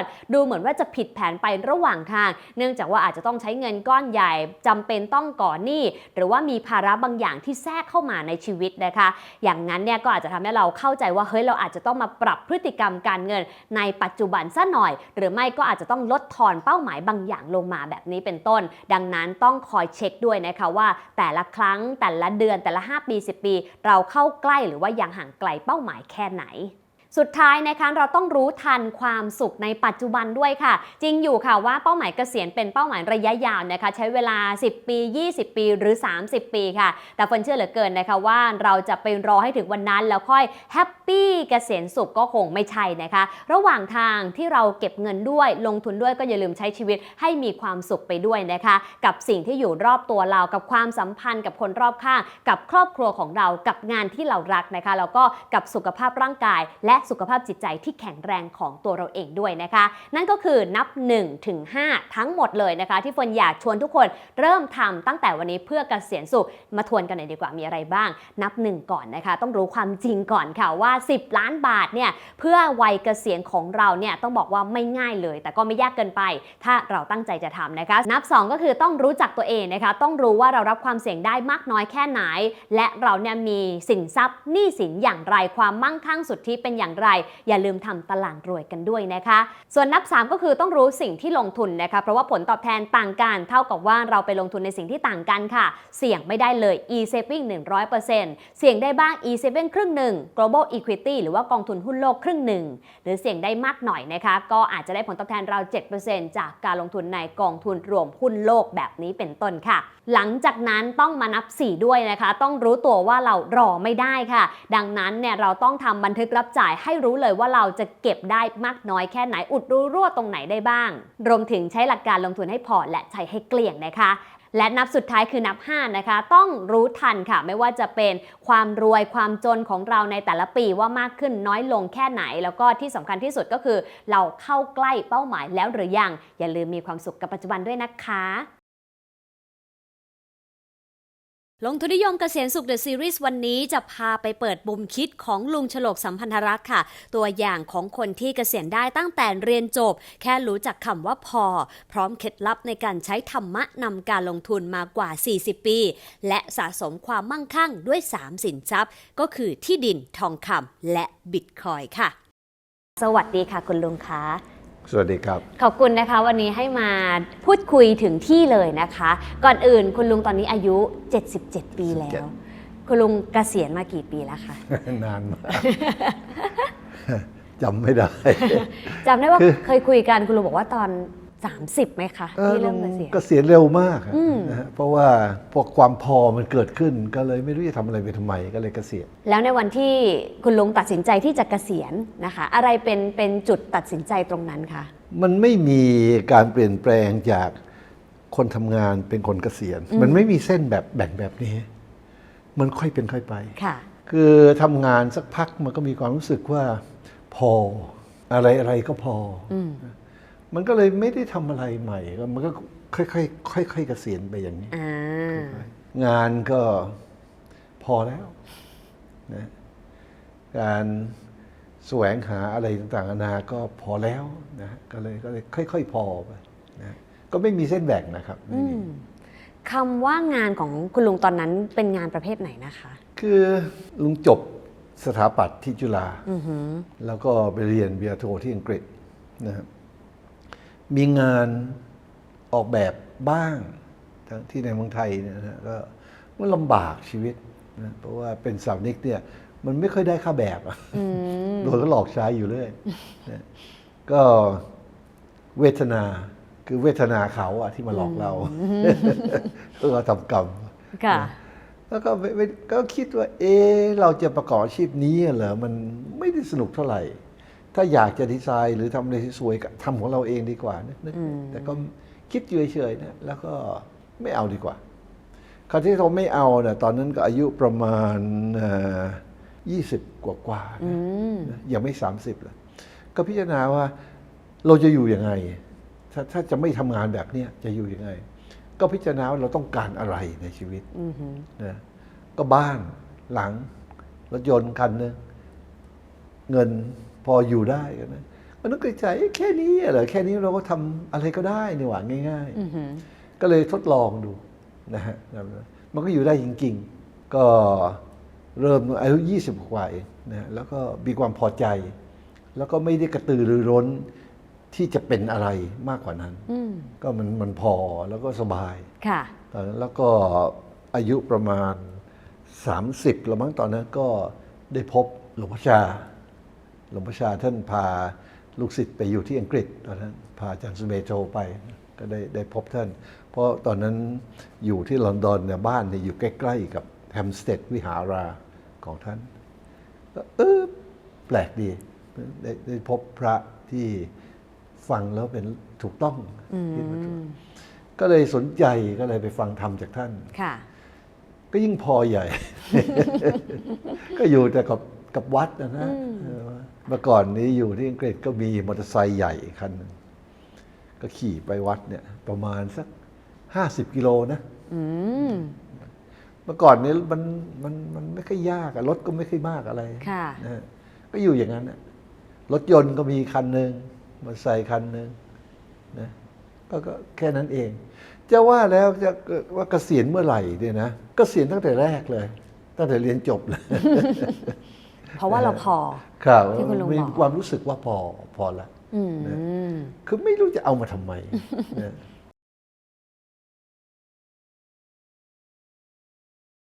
คุณลุงมองว่าวันเนี้ยที่ใครหลายคนอยากเกษียณเร็ว แต่ท่ามกลางความต้องการหรือความอยากได้คุณลุงมองว่าอะไรเป็นสิ่งที่จะทำให้คนกลุ่มรุ่นเนี้ยเกษียณแบบมีความสุขได้อะคะ ไม่มีทางเลย มันต้องทำคิดว่าทำยังไงจะมีความสุขได้ก่อนเกษียณ อ่า ไม่ใช่เกษียณแล้วมีความสุข อืม มันเป็นไปไม่ได้นะ อืม นะก็ดูสิเกษียณทุกคนแหละ อืม เคยไปทำงาน เช้าขึ้นต้องแต่งตัวไปทำงาน ออกไปกับรถแล้วก็กลับอะไรอย่างเงี้ยอะไรกันอะอะไรกัน เป็นอะไรกันอะมนุษย์นะมันสลับทางอะ อืม มันต้องมีความสุขก่อนสิแล้วก็เกษียณ อ่า ใช่ไหมแล้วก็มีความสุขต่อไป ค่ะ ก็มนุษย์ไม่มีอะไรอ่ะมันไม่พอเท่านั้นเองอ่ะเท่านั้นเองมันไม่มองไม่เห็นอ่ะมันไม่รู้จะพูดยังไงนะ พูดไปก็จนไม่เคยมีใครเข้าใจอ่ะยกตัวอย่างอย่างสมมติลุงเห็นใบไม้มันสีเขียวเนี่ย อือหือ ก็มันก็สีเขียวถูกต้องแล้วอะ อืม ถ้าไปอยากให้มันเป็นสีส้ม สีเหลือง มันไม่เป็นอ่ะเราก็ทุกข์เพราะมันไม่สมอยาก ค่ะ แต่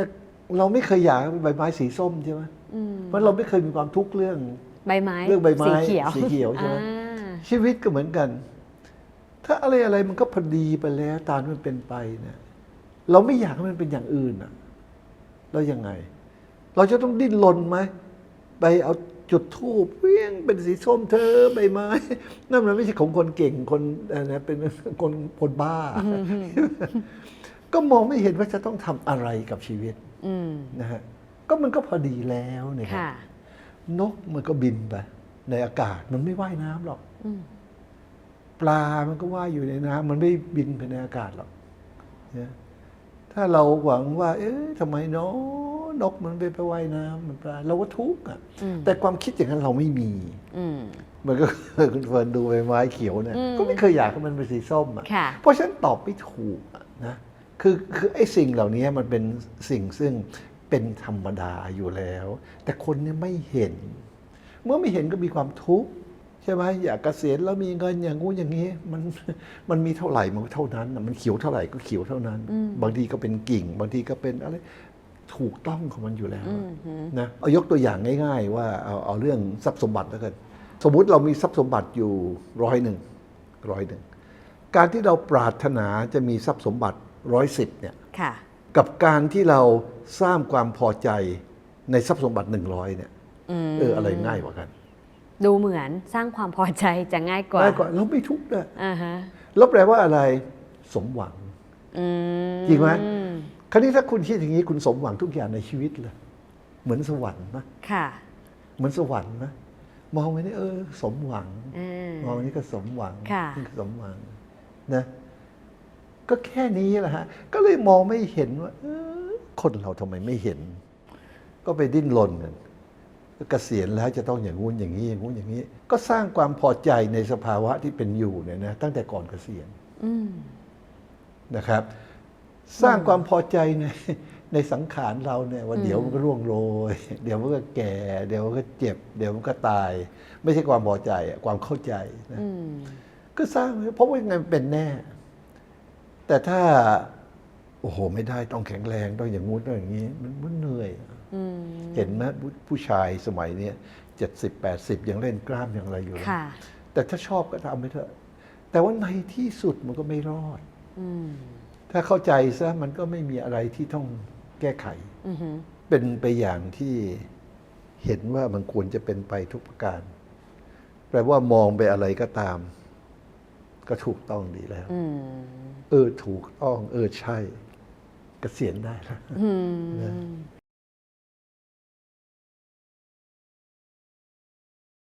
ในเมื่อจริงๆ ความสุขดูเหมือนจะง่ายกว่า เพราะคุณลุงบอกว่าเฮ้ยเราก็แค่พอใจกับสิ่งที่มีเนาะ แต่ทำไมวันนี้เรายังเห็นใครหลายคน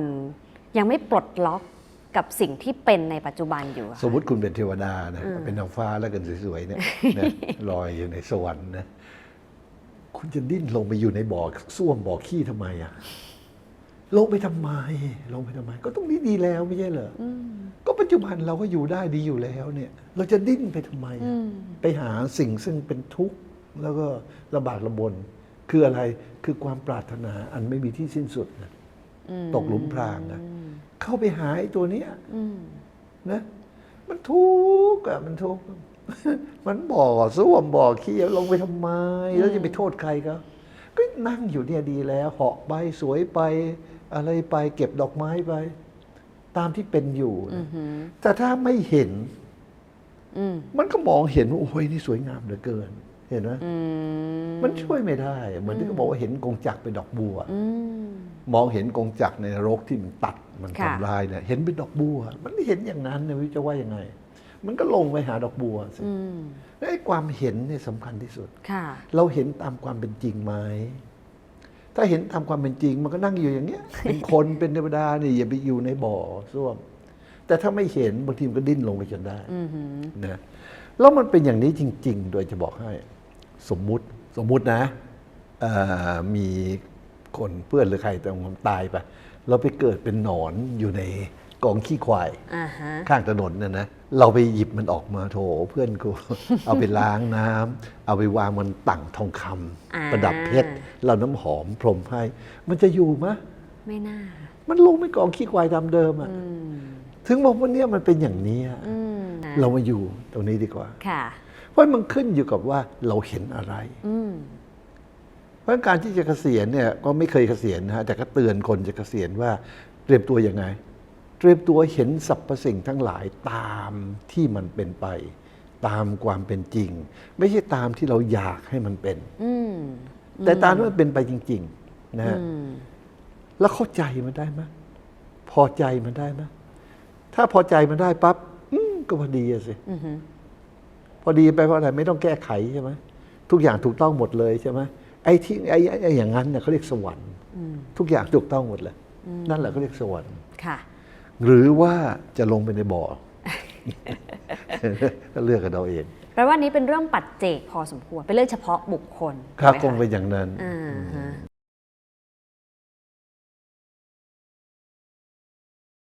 ชีวิตหนึ่งวันของคุณลุงในวันนี้พอเราเกษียณตั้งแต่ยังไม่เริ่มทำงานเนี่ยนะคะคุณลุงใช้ชีวิตใน24 ชั่วโมงยังไงบ้างช่วยแชร์ให้ฟังหน่อยได้ไหมคะมันจะอายเขาหรอ ทำไมอะคะแชร์ได้ไหมคะได้อะลุงไม่มายนะแต่ว่ามันก็ฟังไว้แล้วกันอย่าให้เกิดบาปด้วยการไม่เชื่อนะลุงจะทำงานเท่าที่ทำได้ถ้ามีโอกาสเนี่ยลุงก็จะทำกรรมฐานทั้งกลางวันกลางคืนนะอย่างป้าหมอเขาถามด้วยผมไม่นอนเขาบ้างเหรอถ้าตื่นทีไรก็เห็นนั่งในกรรมฐานอยู่ถ้าโดยปกติถ้าไม่มีอะไรอย่างน้อยที่สุดก็ประมาณสักตี 3กว่าเนี่ยแล้วมันจะตื่นเองก็นั่งกรรมฐานถึงประมาณ6 โมงถึงอะไรนะแล้วก็เตรียมเนื้อเตรียมตัวเตรียมอาหารเตรียมใส่บาตรพระนะพระมารับบาตรไปเสร็จอะไรก็ประมาณ8 โมงเสร็จแล้วก็เข้ามาดูที่โต๊ะทำงานมีงานอะไรข้างๆไหมนะฮะทำงานเสร็จแล้วก็หาที่ห้องลุงมันสงบก็นั่งอยู่คนเดียวนะลุงก็จะพิจารณาใน2 ส่วนหนึ่งเนี่ยจะพิจารณาให้เกิดความสงบเพราะจิตของสัตว์ทั้งหลายเนี่ยถ้าไม่สงบมันเอามาทำกิจอะไรไม่ค่อยสำเร็จวุ่นวายสงบพอสงบแล้วเนี่ยถึงเอามาใช้งานเพราะไม่สงบมันใช้ไม่ได้ถึงเอามาใช้งานนั้นชีวิตถามทำอะไรก็แค่นี้ก็ส่วนมากก็ถ้ามีเวลาก็นั่งกรรมฐานพอจิตมันสงบดีก็พิจารณานะขันธ์อายตนะธาตุปฏิจจสมุปบาทได้เป็นหัวข้อธรรมะลึกๆไม่มีความสงบไม่มีทางเลยเพราะมันลึกซึ้งมากแต่คุณลุงศึกษาเองหรือว่าก็ไปถามพระอาจารย์หรือว่าเมื่อก่อนนี้ลุงก็อ่านพระไตรปิฎกเองลุงอ่านตั้งแต่อายุเด็กๆนะเริ่มอ่านชอบนะแล้วก็ไปบวชก็ครูบาอาจารย์ท่านก็สอนกรรมฐานให้พื้นฐานแล้วก็ฟังธรรมมาตลอดจ้ะอาจารย์นู้นอาจารย์นี้ไปเรื่อยหาความรู้แล้วชอบฟังนะ นั่นถึงบอกว่าถ้าถามว่าวันทำอะไรบางทีมันฟังดูมันเหมือนจะเวอร์นะแต่ตอนนี้มันเป็นอย่างนี้ ค่ะ คือเตรียมตัวตายนะเตรียมตัวตายเมื่อตอนบางทีเมื่อมันอาการเจ็บไข้ได้ป่วยหนักๆขึ้นเนี่ย จิตมันก็เข้าไปหาความตายนะเราก็เห็นเป็นยังไงก็โอเค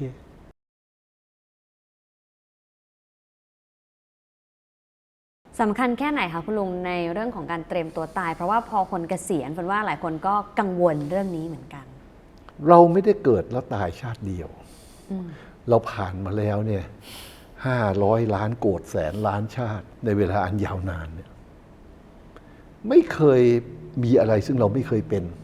หมดไปแล้วเทวดาเทพพรหมสัตว์นรกเดรัจฉานเป็นมาหมดแล้วมันน่ากลัวมาก ถ้าเราพลาดทำบาปมันลงไปใหม่มันน่ากลัวตรงนี้ตายไม่มีอะไรน่ากลัวนะแต่ว่าเกิดนี่สิน่ากลัว จะไปเกิดตรงไหนนะถ้าเราพลาดเนี่ยมันลงจริงๆนะเราอยู่ตรงทางสามแพร่งเราจะไปนรกหรือไปสวรรค์มันลงจริงๆเรานึกถึงเคยเห็นรูปกาแล็กซี่ใหญ่ๆสว่างไหมแล้วก็เขียนเป็นจุดว่า you are นิด here เดียว นั่นตอนนั้นเป็นโลกนิดเดียว แล้วถ้าเทียบกับทุกกาแล็กซี่ละไอ้กาแล็กซี่อันนี้ก็นิดเดียวอีกคือเราเนี่ยมันนิดเดียวจริงๆแล้วถ้าเอาฟิสิกอลระยะทางหรือขนาดนิดเดียวเทียบกับใหญ่ๆนะเอาเวลาล่ะเวลา100 ปีเนี่ยเทียบกับจักรวาลเนี่ยมันนิดเดียวจริงๆจักรวาลที่ยิ่งใหญ่มีจริงนะแล้วเราเล็กแค่นั้นนะเวลา100 ปีเนี่ยที่เราคิดว่าเรามีเนี่ยเมื่อเทียบกับเวลาของจักรวาลมันมีจริงนะมันใหญ่เคยได้ยินไหมที่เขาบอกว่าไปในสวรรค์เนี่ย1 วันเนี่ยเท่ากับ50 ปีของโลกมนุษย์เนี่ยมันเป็นอย่างนั้นจริงๆนะเพราะถ้าเราพลาดอ่ะถ้าลงนรกล่ะโอ้โหอีกกี่แสนโกรธปีมันน่ากลัวเพราะฉะนั้น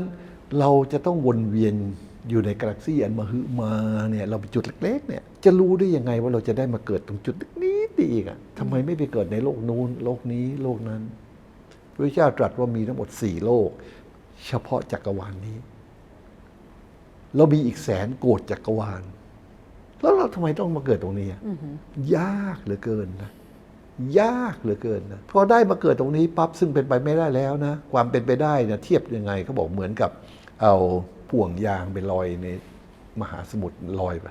ลมเหนือก็พัดไปทางใต้ลมใต้ก็พัดไปทางเหนือไปนะลอยอยู่กี่ปีก็ไม่รู้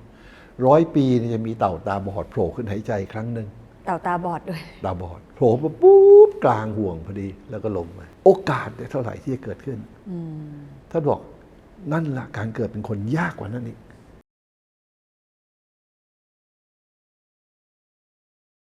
ต้องยอมรับว่าคุณลุงก็ยังลงทุนอยู่ ยังสร้างรายได้ให้เงินต่อเงินด้วย มันจำเป็นนี่ฮะมันต้องมีรายได้ให้อยู่ได้ ค่ะ ก็ลงทุนเลอะเทอะเหมือนทุกคนนะฮะ จนอายุประมาณ50 กว่าปีแล้ว ค่ะ แล้วก็พิจารณา ประมาณ นะ 50 พิจารณาเริ่มลงทุนนะฮะบอกก็มีลูกพอมีลูกมาคิดว่าจะลงทุนอะไรให้ลูกมันอยู่ได้แบบเราแล้วพอก็พิจารณาก็เริ่มตรงนั้นนะฮะ ค่ะ แล้วก็ลงทุนอันแรกก็ยังอยู่จนทุกวันนี้ คืออะไรคะ โอ้โหมันเพิ่ม value ขึ้นมหาศาลเลยนะฮะมันก็เป็นทรัพย์สมบัติเนี่ยถ้าเป็นหุ้นก็เป็นประเภทที่ว่าถือครอง asset ที่เป็นอาคารเป็นที่ดินเป็นอะไรพวกนี้นะฮะจำนวนนี้นะฮะแล้วพวกนี้เนี่ยมันขึ้นช้าแต่มันขึ้นจริง ค่ะ มันขึ้นตามอินฟลชันไปเรื่อยก็มานั่งคิดดูยิ่งตอนนี้มาคิดดูว่าลูกเขาก็อยู่ได้แล้วเพราะว่ามันเกินพอแต่ตอนที่ลงทุนมันนิดเดียว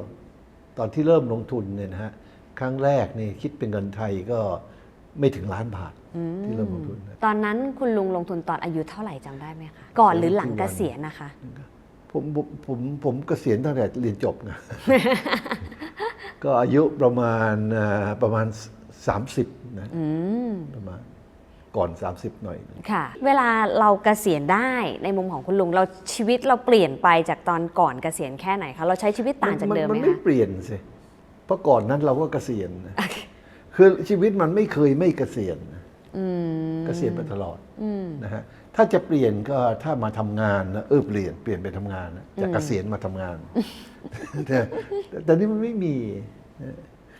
ไม่เคยต้องการอะไรหรอกครับ ไม่รู้เหมือนกันทำไมคนต้องการเลยนักหนา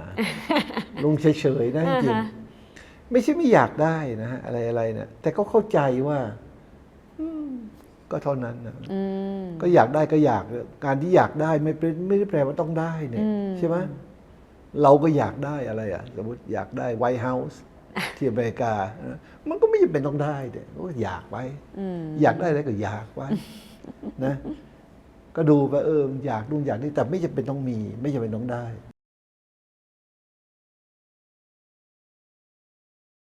ต้องยอมรับว่าในด้านของการลงทุนนะคะเวลาอีกหมวกหนึ่งที่เราเห็นคุณลุงก็ให้ความรู้สอนอยู่ด้วยเป็นอาจารย์คุณครูของใครหลายคนเนี่ยมันดูเหมือนว่ามีย้อนแย้งกันนิดนึงไหมคะคุณลุงว่าการลงทุนเราต้องการผลตอบแทนเราคาดหวังสิ่งที่จะดีขึ้น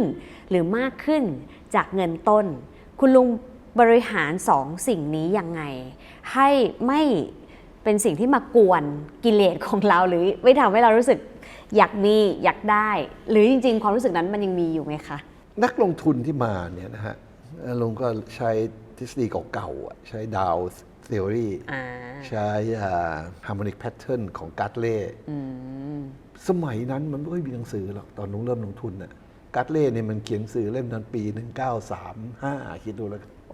นะมันไม่ค่อยมีอะไรเลยก็อ่านแค่นั้นนะฮะแล้วก็มานั่งคิดว่าเราไม่ต้องอ่านใหม่หรอกเพราะคนที่ลงทุนสมัยเนี้ยมันก็เหมือนพวกนั้นนะคนเดียวกันคนอะไรคนโลภเหมือนกันเลยเพราะนั่นก็แฮนเดิลสิ่งเดียวกันก็เลยจับได้ว่าสิ่งที่ทำให้พวกเธอทั้งหลายขาดทุนไม่กำไรเนี่ยคืออะไรการตัดสินใจผิดเพราะ greed and fear ความโลภกับความกลัวนะแล้วจะแก้กันยังไงเพื่อจะให้ลงทุนได้สำเร็จแล้วมีเงินเมื่อมีปัญหาแก้ปัญหาผิดต้องไปแก้เหตุใช่ไหมเหมือนพระพูดไปมันก็ลงธรรมะจนได้ เหมือนพระสารีบุตรปฏิบัติธรรมมากับอาจารย์ต่างๆนานาได้ฌานครบหมดรูปฌานอรูปฌานได้สมาบัติ8ทุกอย่างครบหมดนะไม่พ้นทุกข์ก็เลยไม่พอแล้วก็ตกลงกับพระโมคคัลลาว่าใครเจอทางให้มาบอกกันสหายใช่ไหมก็มาเจอพระอัสสชิท่านเทศคำสั้นๆนิดเดียวท่านบอกว่าอาจารย์ของท่านเนี่ยคือพระพุทธเจ้าสอนว่าทำทั้งหลายเนี่ยเรื่องทั้งหลายเนี่ยมันเกิดจากเหตุให้ไปแก้ที่เหตุท่านแค่นั้นเองได้ดวงตาเห็นธรรมเป็นพระโสดาบันทันทีเพราะฉะนั้นเหตุตั้งอยู่อย่างเงี้ยทุกเนี่ยมันเกิดขึ้นอย่างเงี้ยแล้วไปแก้ทุกมันถึงไม่หายมันต้องไปแก้เหตุแห่งทุกอริยสัจ4ถึงมี4ไม่ได้มี2มีทุกเหตุแห่งทุกเห็นไหมแล้วอาการที่ไม่มีเหตุคืออย่างเงี้ยและการทางที่ทำให้เหตุดับไปเป็นอย่างเงี้ยมีทั้งหมด4อันเพราะฉะนั้นพวกเธอต้องการกำไรแล้วไปลงทุนกันจะต้องใช้สูตรนี้จะต้องใช้อย่างนั้นจะต้องอย่างนี้จะต้องอย่างนั้นโอ้โหมีวิธีการเทรดนะมีซิสเต็มมหัศจรรย์เขียนโค้ดมาเนี่ยโอ้โหบางคนเขียนโค้ดมาโอ้โห 8,000 9,000 บรรทัดลงตรวจโค้ดนี่เวียนหัวเลยโอ้โหมันขยันขนาดนี้แต่ความรู้เยอะจริงๆเลยแต่พยายามจะแก้ตรงนี้ซึ่งท่านกำหนดให้รู้เฉยๆว่านี่คือทุกข์ไม่ต้องแก้ปล่อยไปอย่างเงี้ยไปแก้ที่เหตุแห่งทุกข์ใช่ไหมเขาไม่เห็นกันเมื่อแก้ตรงนี้ยังไงมันก็ไม่หายเพราะเหตุมันยังอยู่ถ้าแก้ตรงนี้ดับไปเกิดใหม่เพราะเหตุยังอยู่เนี่ยแก้ตรงนี้ดับไปก็เกิดใหม่ตรงนี้มันไม่จบเพราะถ้าจะให้มีกำไรในการเทรดเนี่ยต้องไปแก้ปัญหาเหตุของ greed and fearไม่ใช่ไปแก้ที่ greed and fear greed คือความโลภแก้ยังไงอย่าโลภทำได้ไหมทำได้ไหมยากค่ะไม่ใช่ยากไม่มีทางเลยถ้าความโลภเป็นเหตุแก้ไงไปดูว่าความโลภเกิดจากอะไรและกำจัดเหตุที่มันเกิดซะไอ้นี่มีทางเช่นอะไรคะคุณลุงเพื่อให้เห็นภาพขึ้นเหตุของความโลภเหตุของความกลัวเหตุเนี่ยมันมีเยอะในโลกเนี่ย มันไม่มีหรอกเหตุเดียวผลเดียวผลอันเนี้ยมันเกิดจากเหตุเนี่ยหลายอย่างเหมือนกันเลยเหมือนหนังจีนนะเขาบอกฮ่องเต้เสด็จแล้ว ไม่เคยมาคนเดียวเลยมาเป็นพวงเลยนี่มันการความโลภเวลามันมาเนี่ยเราต้องรู้จักมันรู้จักเพื่อแก้ที่มัน แต่มันไม่ได้มาคนเดียวสมุนมันด้วยล่ะมันเอาเราตายถ้าเราไม่รู้จักใช่ไหมความโลภเนี่ยมามันมีทั้งหมดกี่ชนิดกี่สภาพจิตเราต้องแยกให้เป็นมาได้ทั้งหมด8สภาวะสมมติกันรายละเอียดเงี้ยแล้วยังมีคนอื่นมาอีกก็แบบมีความโกรธเวลาขัดใจมาอีก2สภาวะมีความหลงไม่รู้อีกนะตามมาด้วยนะมีเจตนาอีกมีความจำทั้งหลายความกระตือรือร้นความตัดสินใจเจตนาที่เกิดขึ้นอะไรมันรวมประกอบในแก่นอนนี้ต้องเข้าใจ process ทั้งหมดมันทำอย่างไรแล้วก็แก้ปัญหาในทีละเปราะพอเสร็จหมดแล้วปั๊บเหตุของความโลภของกรีดเนี่ยมันก็บางลงไปไม่หมดนะมันจะบางลงไปขั้นที่1บางลงไปขั้นที่2บางลงไปขั้นที่3เป็นอย่างนี้มันเป็นอย่างนี้พอมันบางลงไปบางลงไปบางลงไปไอ้ตัวเนี้ยความโลภตัวเนี้ยมันก็อ่อนกำลังเราก็พิจารณาตลาดเนี่ยด้วยความไม่โลภเมื่อไม่ความไม่โลภเราก็เห็นว่าโอ้แพทเทิร์นอย่างนี้มันเป็นอย่างนี้เพราะอย่างนี้ถึงเป็นอย่างนั้นเพราะอย่างนั้นถึงเป็นอย่างนี้แทนที่มัวแต่คิดโลภหาเงินอ่ะใช่ไหมมันก็เริ่มเห็นจริงนะลุงก็สอนเอาไว้เนี่ยอย่างขึ้นเป็น W shape correction นะเป็นการ์ดเล่เป็นแครปนะหรือเป็นบัตเตอร์ฟลายแล้วก็เห็นก็นั่งคิดทำไมเมื่อก่อนผมไม่เห็นครับนั่นน่ะสิ ตอนนี้พอความโลภน้อยลงมันเห็นพอเห็นมันก็ง่ายพอง่ายมันก็ซื้อได้ตรง formation ของเบสแล้วจะออกเมื่อไหร่ไม่ใช่ออกเพราะความโลภหรือความกลัวออกด้วยเหตุผลเพราะไม่โลภไม่กลัวแล้วนิ่งแล้วก็รอแพทเทิร์นที่มันเป็นท็อปเฮฟวี่เป็นยังไงค่อยออกเห็นไหมมันทุกอย่างมันง่ายขึ้นง่ายขึ้นหมดเลยนะฮะการจะกลัวตกรถก็ไม่กลัวเพราะมันเห็นแพทเทิร์นเห็นทุกอย่างแต่ถ้าไม่เห็นมันกลัวกลัวตกรถกลัวขายหมูกลัวสารพัดอ่ะเรารอดไหมไม่เห็นรอดสักคน เพราะฉะนั้นเนี่ยนะฮะอย่างลุงเอาสอนเรื่องการลงทุนเนี่ยทั้งหมดเนี่ยนะในคอร์สของลุงเนี่ยก็สอนที่เหตุที่ทำให้ขาดทุนเหตุคือโลภะกับโทสะกับโมหะ3ตัวตัวหลักคือโลภะบริวารที่มาประกอบโทสะกับโมหะถ้าเข้าใจเขาว่าเขาคืออะไรเนี่ยมันยังสู้ได้เหมือนคนที่เขาแปลหนังสือซุนวูนะรู้เขารู้เราใช่ไหมเคยได้ยินใช่ไหมรู้เขารู้เราลบร้อยครั้งลุงก็สอนว่าไม่ใช่อย่างนั้นที่พวกเราทำกันเนี่ยเราไม่รู้เขาไม่รู้เราลบ100 ครั้งแพ้101 ครั้งไปสู้เขาได้ยังไงอ่ะไม่รู้เลยว่าเขาเป็นอย่างนี้เพราะอะไรเพราะความโลภเพราะความกลัวไปรู้จักสิความโลภคืออะไรนะการลงทุนเลยเป็นเรื่องง่ายง่ายมาก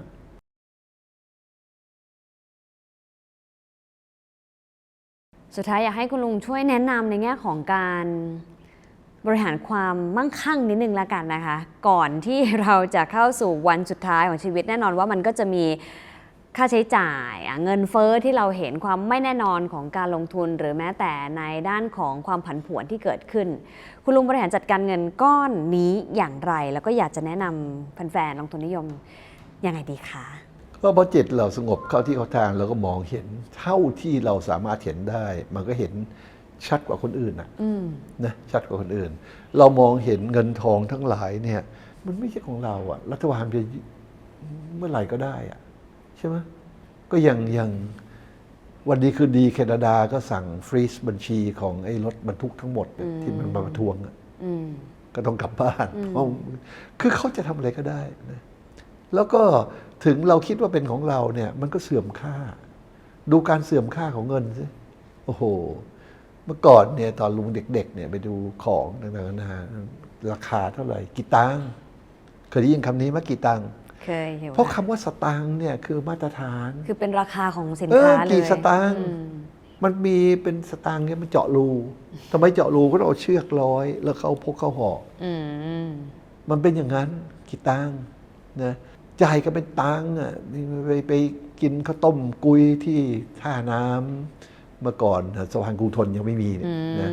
นะ สังฮีอ่ะ ค่ะ เป็นนั่นนะแต่อย่างนี้โอ้โหกลุ่มหนึ่งเนี่ยนะเบ็ดเสร็จเนี่ย5 สตางค์มีเงินทอนอ่ะคิดดูแล้วกันก็กี่ตังค์ก่อนจะกี่ตังค์เนี่ยสมัยคุณแม่นะ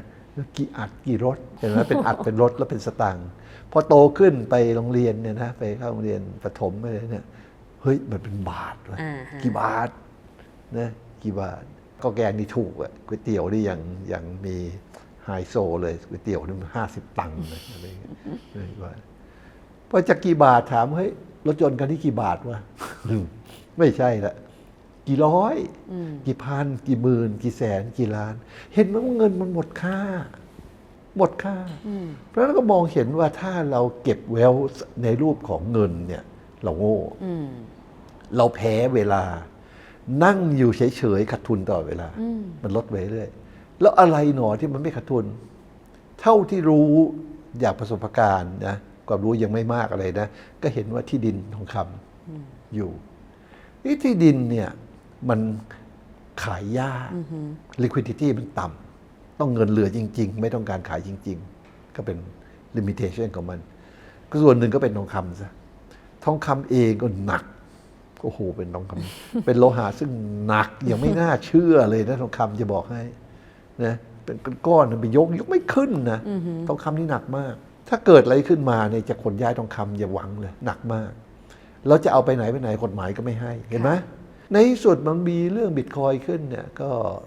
ทำบิตคอยขึ้นมาก็เห็นเฮ้ยอันนี้เข้าท่านะมันดูแลรักษาง่ายก็เลยเห็นว่าที่ดินทองคำบิตคอยนะฮะบิตคอยนี่เมื่อก่อนตอนสมัยแรกๆนี่ก็เนี่ยลูกเขาทำก็ยังไม่รู้ด้วยซ้ำอะไรนะก็นึกว่าเป็นแบบเป็นเกมอ่ะเด็กเล่นเกมอ่ะมีเหรียญอะไรเขาเล่นเกมมันเป็นแลกเป็นเงินจริงได้ดีกว่าก็เลยทำไปเรื่อยแล้วก็ตอนหลังก็มีทำไมนิ่งทำเมืองแล้วดูเขาทำอยู่เห็นมันเข้าท่าดี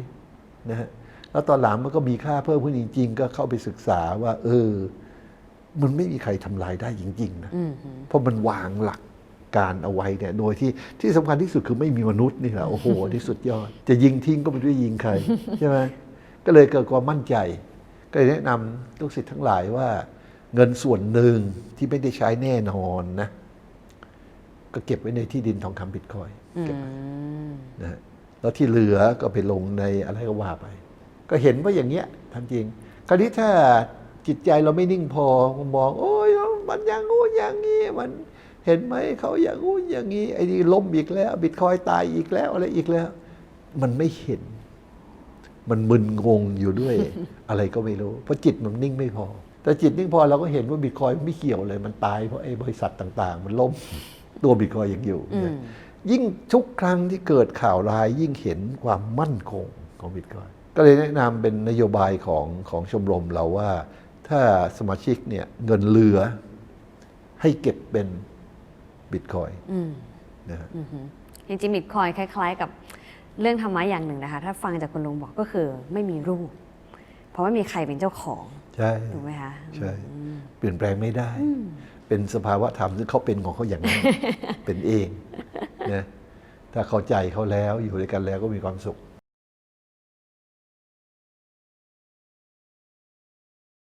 สุดท้ายอยากฝากอะไรให้กับคุณผู้ชมที่ติดตามซีรีส์เกษียณสุขให้เขา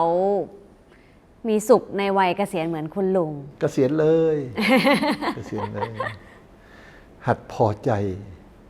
กับสิ่งที่เป็นอยู่นะที่พระธาตุดอยสุเทพ4 มุมเขาจะมีคาถาติดแล้วไปไหว้นะอโรคยาปรมาลาภานะวิสาสาปรมายาติอีกอันหนึ่งสันตุถีปรมังทนังนิพพานังปรมังสุขังคืออโรคยาปรมาลาภาในความไม่มีโรคนี่แหละคือลาภอันประเสริฐแต่ก็ต้องเข้าใจว่าโรคนี่คืออะไรโรคนี่คือโลภะโทสะโมหะเนี่ยเป็นโรคที่น่ากลัวที่สุดทำให้เราไม่สบายถ้าปราศจากโลภะโทสะโมหะนี่โอ้โหเป็นลาภอันประเสริฐเลยนะเราก็วิสาสาปรมายาติเนี่ยอันนี้เข้าใจยากคนเราเนี่ยมันห่วงกลัวไม่มีพี่ไม่มีน้องไม่มีญาติไม่มีอะไรเมื่ออยู่ในกรรมฐานแล้วเนี่ยจิตมันเข้าไปสู่นิมิตของกรรมฐานมันไม่มีอะไรไม่มีคนอื่น ไม่ใช่ว่ามันสูญเสียไปนะมันไม่มีตั้งแต่แรกไม่มีแล้วเมื่อตายไปเนี่ยมันก็ไม่มีคราวนี้คนที่เคยทำบุญด้วยกันมันเจอกันไหมมันเจอกัน แต่มันบันดีด้วยกันมีความสุขด้วยกัน แต่มันจำไม่ได้ว่าเคยเป็นอะไรกันมาไม่งั้นวุ่นตายโลกเธอเคยเป็นลูกฉันเธอเคยเป็นพ่อจะวุ่นไปหมดเลยเห็นไหมมันเนี่ยวิสาสาปรมายาติการคุ้นเคยกันเนี่ยมันดีกว่าญาติอีกแล้วก็อันที่สามก็บอกว่าสันตุถีปรมังทนังความสันโดษเป็นทรัพย์ที่แท้จริงอย่างยิ่งแต่ที่แปลกันไม่ใช่ถูกแปลว่าสันโดษมักน้อยไม่ใช่มักน้อยคนละคำสันโดษแปลว่าความพอใจในสิ่งที่มีอยู่เป็นอยู่ถ้ามีแสนล้านก็พอใจนี่เรียกว่าสันโดษมีแสนบาทถ้าพอใจก็สันโดษถ้ามีแสนล้านแล้วอยากได้200,000อันนั้นทุกข์ถ้ามีแค่100,000 บาทแต่พอแล้วไม่อยากได้อันนั้นเป็นสุขเห็นไหมความสันโดษแปลว่าอย่างนี้สันตุถีปรมังทนังนะความสันโดษนั่นแหละเป็นทรัพย์อย่างยิ่งก็เลยมาสอนนักเรียนว่าให้พอใจสิ่งที่มีอยู่ตัวสุดท้ายลึกซึ้งมากท่านบอกว่านิพพานังปรมังสุขังความไม่ทุกข์นั่นแหละเป็นสุขไม่ใช่ไปหาความสุขไม่ใช่ต้องไปถึงที่สุดของทุกข์เพราะศาสนาพุทธที่แปลกสอนแต่ทุกข์เพราะอะไรลอจิกมันเป็นอย่างนั้นอย่างที่ไม้เนี่ยนี่เป็นไม้ถ้าเราเดินบนไม้ตอกแตกตอกแตกตอกแตกตอกแตกไปเรื่อยที่สุดแห่งไม้เป็นอะไรตรงนี้เหวเหวก็ได้ หินก็ได้ดอกไม้ก็ได้พัดลมก็ได้เสื้อก็ได้อะไรก็ได้แต่ไม่ใช่ไม้ที่สุดแห่งไม้เนี่ยเป็นอะไรก็ได้ไม่ใช่ไม้แน่นอนที่สุดคือไม่ใช่ไม้ที่สุดแห่งทุกข์แน่นอนที่สุดคือไม่ใช่ทุกข์มันต้องไปหาความสุขนะมันก็เจอที่สุดของสุขมันก็อะไรก็ได้ที่ไม่ใช่ความสุขเห็นไหมคือมนุษย์ไม่เห็นน่ะสิ่งซึ่งตรงไปตรงมาเนี่ยไม่เห็นกันก็ไปหาอันนั้นมันก็ได้อันนั้นนะสิแต่ภาษาโบราณก็เรียกสมน้ำหน้า ถ้าเดินหาที่สุดแห่งทุกข์เนี่ยก็ได้อะไรก็ได้ที่ไม่ใช่ทุกข์เอาไหมล่ะเอาก่อนไหมล่ะที่ไม่ใช่ทุกข์นะเหมือนในการลงทุนก็บอกให้ look after loss stop loss แล้วก็ profit will look after itself นั่นถูกต้องไม่ใช่ไปมุ่งแต่หา profit มันต้องมุ่งไปที่ไม่ loss นะมันพูดยากเห็นไหมอะไรเนี่ยมันกลับทางกับโลกเขาแต่ไม่ใช่เป็นนอมที่คนเขาคิดกันมีสติสักหน่อยก็จะเห็นเนี่ยเดินให้สุดไม้เนี่ยเป็นอะไรมันไม่ใช่ไม้ไปให้สุดทุกข์แต่เป็นอะไรก็ไม่ใช่ทุกข์ถ้าคุณจะไปถึงสุขใช่ไหมไขว่คว้าหาความสุขให้ถึงที่สุดใช่ไหมเวรกรรมได้แน่ได้ทุกข์แน่เห็นไหมง่ายปะถ้าเข้าใจเนี่ยมันเหมือนแบบพลิกมุมคิดเลยนะคะแต่ทางปฏิบัติไม่แน่ใจเหมือนกันว่าจะทำได้แค่ไหนแต่เชื่อว่าวันนี้ใครหลายคนได้เห็นมุมที่ลึกซึ้งนะคะแล้วก็ดีใจได้มาคุยกับคุณลุงแบบ face to face ด้วยนะคะเพราะว่าคุยออนไลน์กันมานานก็อย่าลืมเกษียณด้วยนะ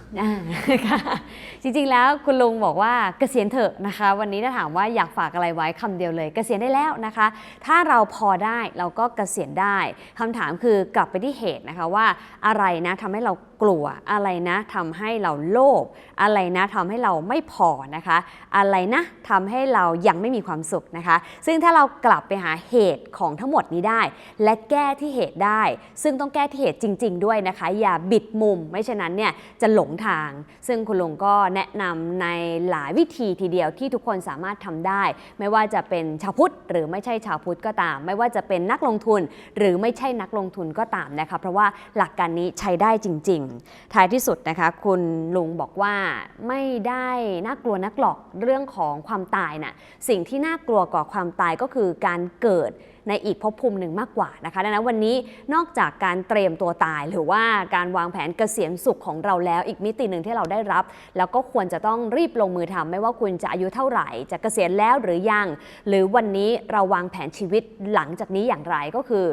เราต้องทำวันนี้ให้ดีค่ะเพื่อที่อย่างน้อยสร้างกรรมดีให้มากเข้าไว้เพื่อที่อนาคตที่เราจะเกิดแน่ๆและน่าจะไม่ได้เกิดเป็นมนุษย์แน่ๆเนี่ยอย่างน้อยก็เป็นการเกิดในภพภูมิที่ดีขึ้นนะคะเพื่อที่จะได้สร้างโอกาสในการต่อยอด นิพพานต่อไปในอนาคตด้วยนะคะ แล้วก็นอกเหนือจากนี้เองนะคะคำว่าพอของแต่ละคนอาจจะไม่เท่ากัน วันนี้ลองถามตัวเองนะคะว่าเราพอในมุมของเราได้มากน้อยแค่ไหนจะได้เกษียณสุขแล้วก็เป็นกำลังใจให้กับทุกคนไปพร้อมๆกันด้วยวันนี้ขอบคุณคุณลุงมากจริงๆนะคะขอบคุณค่ะสวัสดีค่ะ ใครๆก็อยากจะมีหุ้นดีเพื่อปั้นพอร์ตเกษียณสุขกันทั้งนั้นนะคะคำถามก็คือแล้วเราจะเลือกหุ้นพื้นฐานดีกินปันผลยาวและสะสมความมั่งคั่งสู่อิสรภาพทางการเงินได้อย่างไรไปหาคำตอบกับคุณกวีชูกิจเกษม Head of Research and Content บริษัทหลักทรัพย์ไทยจำกัดมหาชนที่นอกจากจะเป็นนักวิเคราะห์ที่มีฐานแฟนคลับแน่นอยู่แล้วยังเป็นนักลงทุนสาย VI ตัวจริงเสียงจริงอีกด้วยล่ะค่ะสวัสดีค่ะพี่กวีค่ะสวัสดีครับน้องเฟิร์น ขอบคุณนะคะวัน ครั นี้ บ มาคุยกัน ยินดีครับ เรื่องเกษียณสุขนะ ครับ คะ เป็นเรื่องที่ชอบอยากมาคุย ดีเลยงั้นก่อนจะไปคุยรายละเอียดถาม ครั พี่ บ วีก่อนว่าคำว่าเกษียณใน ครับ มุมของพี่กวีเนี่ย ความหมายหรือนิยามมันคืออะไรคะ คือถ้านิยามโดยทั่วไป อืม ที่หลายคนเข้าใจ ซึ่งไม่ได้ตรงกับที่พี่คิด อ่าฮะ ในสมัยโบราณเลยเนี่ยตอนนั้นในยุโรปเขามี ค่ะ ปัญหาเรื่องของ aging society อืม ก่อนเราแล้วเขาก็มีความรู้สึกว่าเด็กรุ่นใหม่เนี่ยขึ้นมาแล้วไม่มีงานท ค่ะ ำนะเพราะฉะนั้นเขาก็เลยเปลี่ยนระบบงั้นเรามีระบบเกษียณกันเถอะ retirement โดยบังคับว่าถึงอายุ 60คนที่สูงวัยเนี่ยอยู่บ้านเธอะ หยุดทำงาน หยุดทำงาน ซึ่งอันนี้เขาเรียกว่า retire ค่ะ นั่นคือที่มาของคำว่า retire อ่าฮะ ก็คือคุณก็เกษียณไปเด็กรุ่นใหม่ที่ไม่มีงานทำแล้วเขาจบใหม่ๆ จะได้เข้ามาทดแทน ในตลาดแรงงาน เพื่อที่จะทำให้ทุกคนเนี่ยมีงานท ค่ะ ำเด็กๆจบใหม่จะได้มีงานทำส่วนคนที่อายุมากแล้วเนี่ยก็ไปพักผ่อนเธอะ อ่าฮะ อันนั้นเนี่ยมันถูกตั้งด้วยขึ้นมาโดยระบบ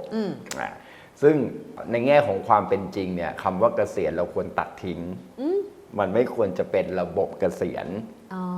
มันไม่ควรจะใช้คำว่าเกษียณเพราะว่าพอเราใช้คำว่าเกษียณของประเทศไทยก็คือ ค่ะ 55 บางบริษัทก็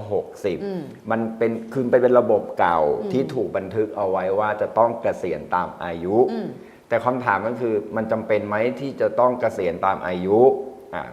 ถ้าเกษียณมันยังคงต้องอายุ 55 แล้ว 60 พี่ขอตัดคำว่าเกษียณทิ้งขอไม่ใช้ ค่ะแปลว่าพี่กวีไม่อยากเกษียณ ไม่อยากเกษียณ เพราะอะไร ไม่คือพี่ไม่มีคำว่าเกษียณเพราะว่าคำว่าเกษียณไม่ได้อยู่ในสารระบบ คือไม่ได้เป็นศัพท์ที่พี่ควรจะต้องใช้ เพราะว่าพี่ใช้คำว่าทุกคนรู้ติดตามงานพี่จะรู้ว่าพี่ใช้คำว่าอิสรภาพทางการเงิน ซึ่งไม่ใช่เกษียณ ไม่ใช่เกษียณ คนละคำกันนะ พี่พยายามจะทำให้เราเนี่ยเข้าถึงคำว่าอิสรภาพทางการเงิน โดยไม่ได้สนใจว่าคำว่าอิสรภาพทางการเงินเนี่ยจะจบที่อายุเท่าไหร่ ถ้า5พอดีเป๊ะ ก็แสดงว่ามันก็ไปซ้อนกับเกษียณพอดีแต่มันไม่ใช่ เพราะว่าเรามีอิสรภาพทางการเงินที่อายุ 55 60 หรือจริงๆ ถ้าใครทำได้ 40 ก็ดีนะครับแต่ว่าพอเราตั้งเป้าหรือว่าเราพยายามไปให้ถึงอิสรภาพทางการเงินปุ๊บเนี่ยหลังจากนั้นอ่ะเราจะเกษียณสุขหรือจริงๆแล้วถ้าพูดก็คือเราจะทำงานมีความสุขมากขึ้นสังเกตไหมครับว่าคนที่เขามีอิสรภาพทางการเงินน่ะหลายคนเลยที่ประสบความสำเร็จในชีวิต ค่ะ เขาจะทำงานต่อ ใช่ เขาไม่หยุดแล้วจริงๆเขาทำงานกันจนถึงวันสุดท้าย ของชีวิตเลยด้วยซ้ำเพราะว่าเขามีความรู้สึกว่าการทำงานเนี่ยแหละคือส่วนหนึ่งของชีวิตเขาไม่มีคำว่าเกษียณนะไม่มีคำว่าเกษียณอยู่ในหัวของคนเหล่านั้นเลย ค่ะ แล้วผมบอกนิดนึงก่อนเลยว่าถ้าคุณไม่มีอิสรภาพทางการเงินก่อนเกษียณก่อนที่มีการใช้คำว่าเกษียณถ้าคุณไม่มีอิสรภาพทางการเงินถือว่าถ้า55เกษียณสมมติ60เกษียณหรืออาจเต็มที่65ถ้าคุณไม่มีอิสรภาพทางการเงินก่อนหน้านั้น คุณจะไม่มีทางเกษียณสุข ถ้าเราไม่มีความสุขก่อนเกษียณหรือจริงๆแล้วเราไม่มีอิสรภาพทางการเงินก่อนเกษียณเป็นไปได้ยากมากเลยที่คุณหลังเกษียณ แล้วจะมีความสุข ถ้าเราจะต้องพูดกันจริงๆเนี่ยไอ้คำว่าหลังเกษียณเนี่ยเราต้องพูดกันก่อนว่าแล้วก่อนเกษียณเราจะต้องทำตัวยังไงเอาแค่นักกีฬาที่ประสบความสำเร็จเขาสามารถที่จะเป็นนักกีฬาชื่อดังตอนอายุ30ต้นๆโอ้โหได้ค่าจ้างมากเลยแต่พอ35ปุ๊บ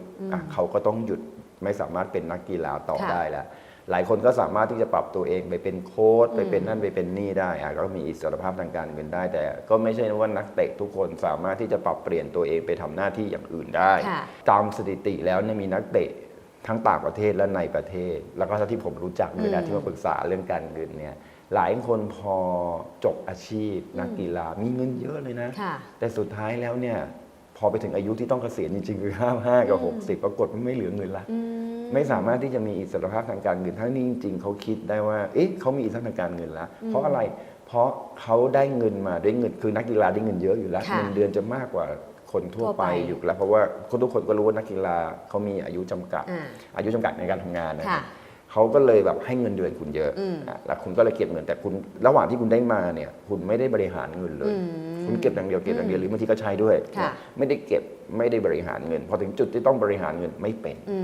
เขามาเรียนรู้ไม่ทัน หรือบางทีเขาคิดว่าเงินเท่านี้มันพอละสำหรับการมีอิสรภาพทางการเงินแต่ปรากฏว่าถ้าคุณบริหารเงินไม่เป็นก็จบ นั่นคือที่มาว่าถ้าคุณทำงานกินเงินเดือนไปเรื่อยๆเป็นมนุษย์เงินเดือนปกติ แล้ววันใดวันหนึ่งคุณสามารถมีอิสรภาพทางการเงินได้ แสดงว่าคุณสามารถบริหารเงินได้ดีมาก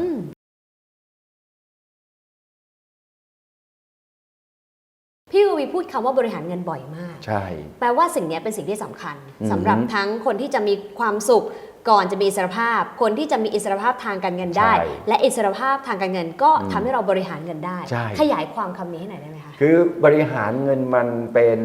personal finance มันเป็นการเงินส่วนบุคคล ค่ะ นะครับมันไม่สามารถที่จะเจาะจงได้ว่าใครจะบริหารทางการเงินอย่างไร มันต้องเรียนรู้ได้ด้วยตัวเองประสบการณ์ตัวเองล้วนๆอย่างเช่นหลายคนถามว่าเราต้องลงทุนนะถึงจะมีอิสรภาพทางการเงิน พี่ก็นั่งนึกอยู่เหมือนกันโอเคเข้าใจการลงทุนทำให้เรามีอิสรภาพทางการเงิน ค่ะ อันนี้เข้าใจ แต่ไม่ลงทุนเลยไม่ได้หมายความว่าจะไม่มีอิสรภาพทางการเงินนะครับ เพราะฉะนั้นการลงทุนกับอิสรภาพทางการเงินก็ไม่ใช่เรื่องเดียวกั ไม่ได้ใช่เรื่องเดียวกันเพียงแต่ว่าแน่นอนผมไม่ปฏิเสธเลยว่าถ้าเราลงทุนเป็น เราก็จะมีอิสรภาพทางการเงินได้เร็วขึ้นเพราะฉะนั้นเห็นไหมการบริหารทางการเงินไม่จำเป็นที่จะต้องลงทุนแต่สิ่งที่เราต้องเริ่มต้นก่อนเราต้องเข้าใจชีวิตเราก่อนว่า เราต้องคำนวณได้ถูกว่าเอาเริ่มต้นทำงานวันแรก ค่ะ สิ่งที่เราต้องการอย่าเพิ่งคิดว่าเรื่องลงทุนนะเอาแค่ว่าระหว่างรายได้กับค่าใช้จ่ายคุณเอาบริหารตรงนี้ก่อน ค่ะ เริ่มต้นชีวิตทำงานรายได้ต้องมากกว่าค่าใช้จ่าย อ่า เท่านั้น เท่านั้นด้วยนะ เท่านั้น อ่า แล้วก็อย่าสร้างหนี้ อืม ถ้ามันจำเป็นโอเค แต่ผมเชื่อว่าหลายคนจะไม่จำเป็น ที่จะต้องสร้างหนี้รายได้มากกว่าค่าใช้จ่ายปุ๊บคุณจะเหลือเงินละ ค่ะ โอเคคุณถ้าคุณจะต้องผ่อนหรือเป็นหนี้เนี่ยก็หวังว่าไอ้ปริมาณค่าใช้จ่ายบนหนี้เนี่ยมันต้องน้อยกว่ารายได้ที่คุณได้รับ ค่าใช้จ่ายอยู่ที่เราจะลดหรือไม่ลดพอเราหาแล้วพอเราเก็บตรงนี้ปุ๊บไอ้ส่วนที่เป็นเงินสดตรงนี้แหละคือการบริหารเงิน สิ่งแรกที่เราต้องทำก่อนคือ อย่าเพิ่งคิดเรื่องการลงทุนถ้าเรายังไม่รู้จักเงินก้อนนี้เนี่ยเราจะต้องบริหารด้วยกันว่า เราจะต้องมีเท่าไหร่เพื่อเซ็ตเคียวชีวิตของเรา ยามที่มันเกิดความผันผวนเหมือนตลาดหุ้นนะเหมือนตลาดการลงทุนอื่นๆมากมายไอ้เงินก้อนนี้เนี่ยคือจริงๆมันเป็นก็คือตัวอย่างจากพี่แหละเพราะตอนช่วงแรกๆเนี่ยโอเคพี่ลงทุนก็กันเงินส่วนหนึ่งแต่ต้องมีเงินส่วนหนึ่งกันเอาไว้ว่าเฮ้ยถ้าฉันตกงาน6 เดือนฉันต้องมีเงิน เงินสำรองฉุกเฉิน สำรองฉุกเฉินก้อนนี้ไว้โชคดีเราทำงานบริษัทเอกชนเราจะมีประกันสุขภาพ แต่ว่าวันนั้นเชื่อไหมตอนอายุ24 25พี่เริ่มซื้อประกันสุขภาพเลย โอ้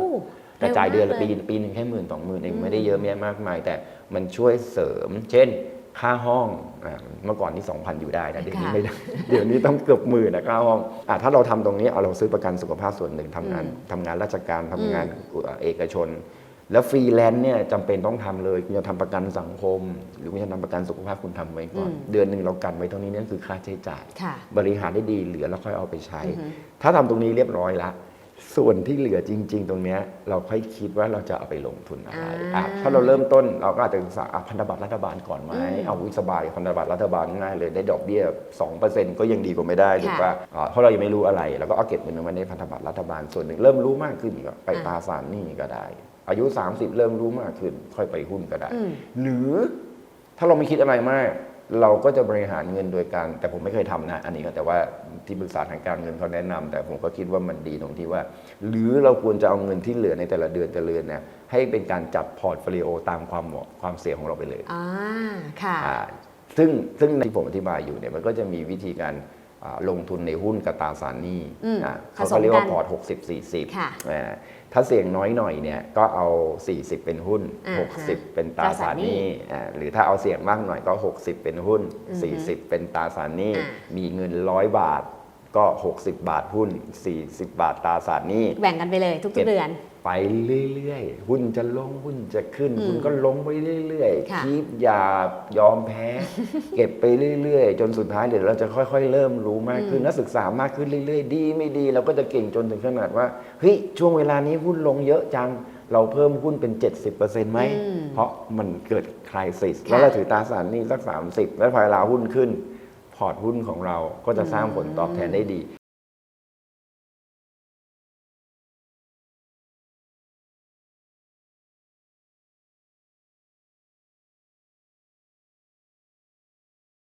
จริงๆสายของพี่กวีเป็นสายลงทุนเราเห็นพี่กวีพูดเรื่องลงทุนตลอดเวลาแต่วันนี้ก็เพิ่งได้ฟังจริงๆว่าก่อนที่จะไปถึงตรงนั้นได้มันมีพื้นสำคัญเยอะมาก ใช่ รายได้มากกว่ารายจ่ายนะเราออมก่อนหรือเปล่าเรามีเงินสำรองฉุกเฉินไหมแล้วก็เรื่องของประกันเรื่องของ security ใช่ ที่พี่กวีพูดย้ำแล้วย้ำอีกนะคะ ถูก เพราะฉะนั้นตรงนี้เป็นฐานที่สำคัญที่มั่นคง สร้าง มาก ฐาน ๆเลย ให้ได้ก่อน อ่ะ แล้วต่อยอด อ่า จะสบายใจมาก ผมเป็นนักลงทุนที่มีความเสี่ยงสูงในการลงทุนในหุ้น ค่ะ นะ แต่ผมเสี่ยงได้เพราะอะไร เพราะผม ฐาน เซ็ตเคียว มั่นคงมาก เมื่อใดก็ตามที่คุณเซ็ตเคียวถึงจุดหนึ่งปุ๊บเนี่ย คุณจะเสี่ยงได้มหาศาลเลย อืม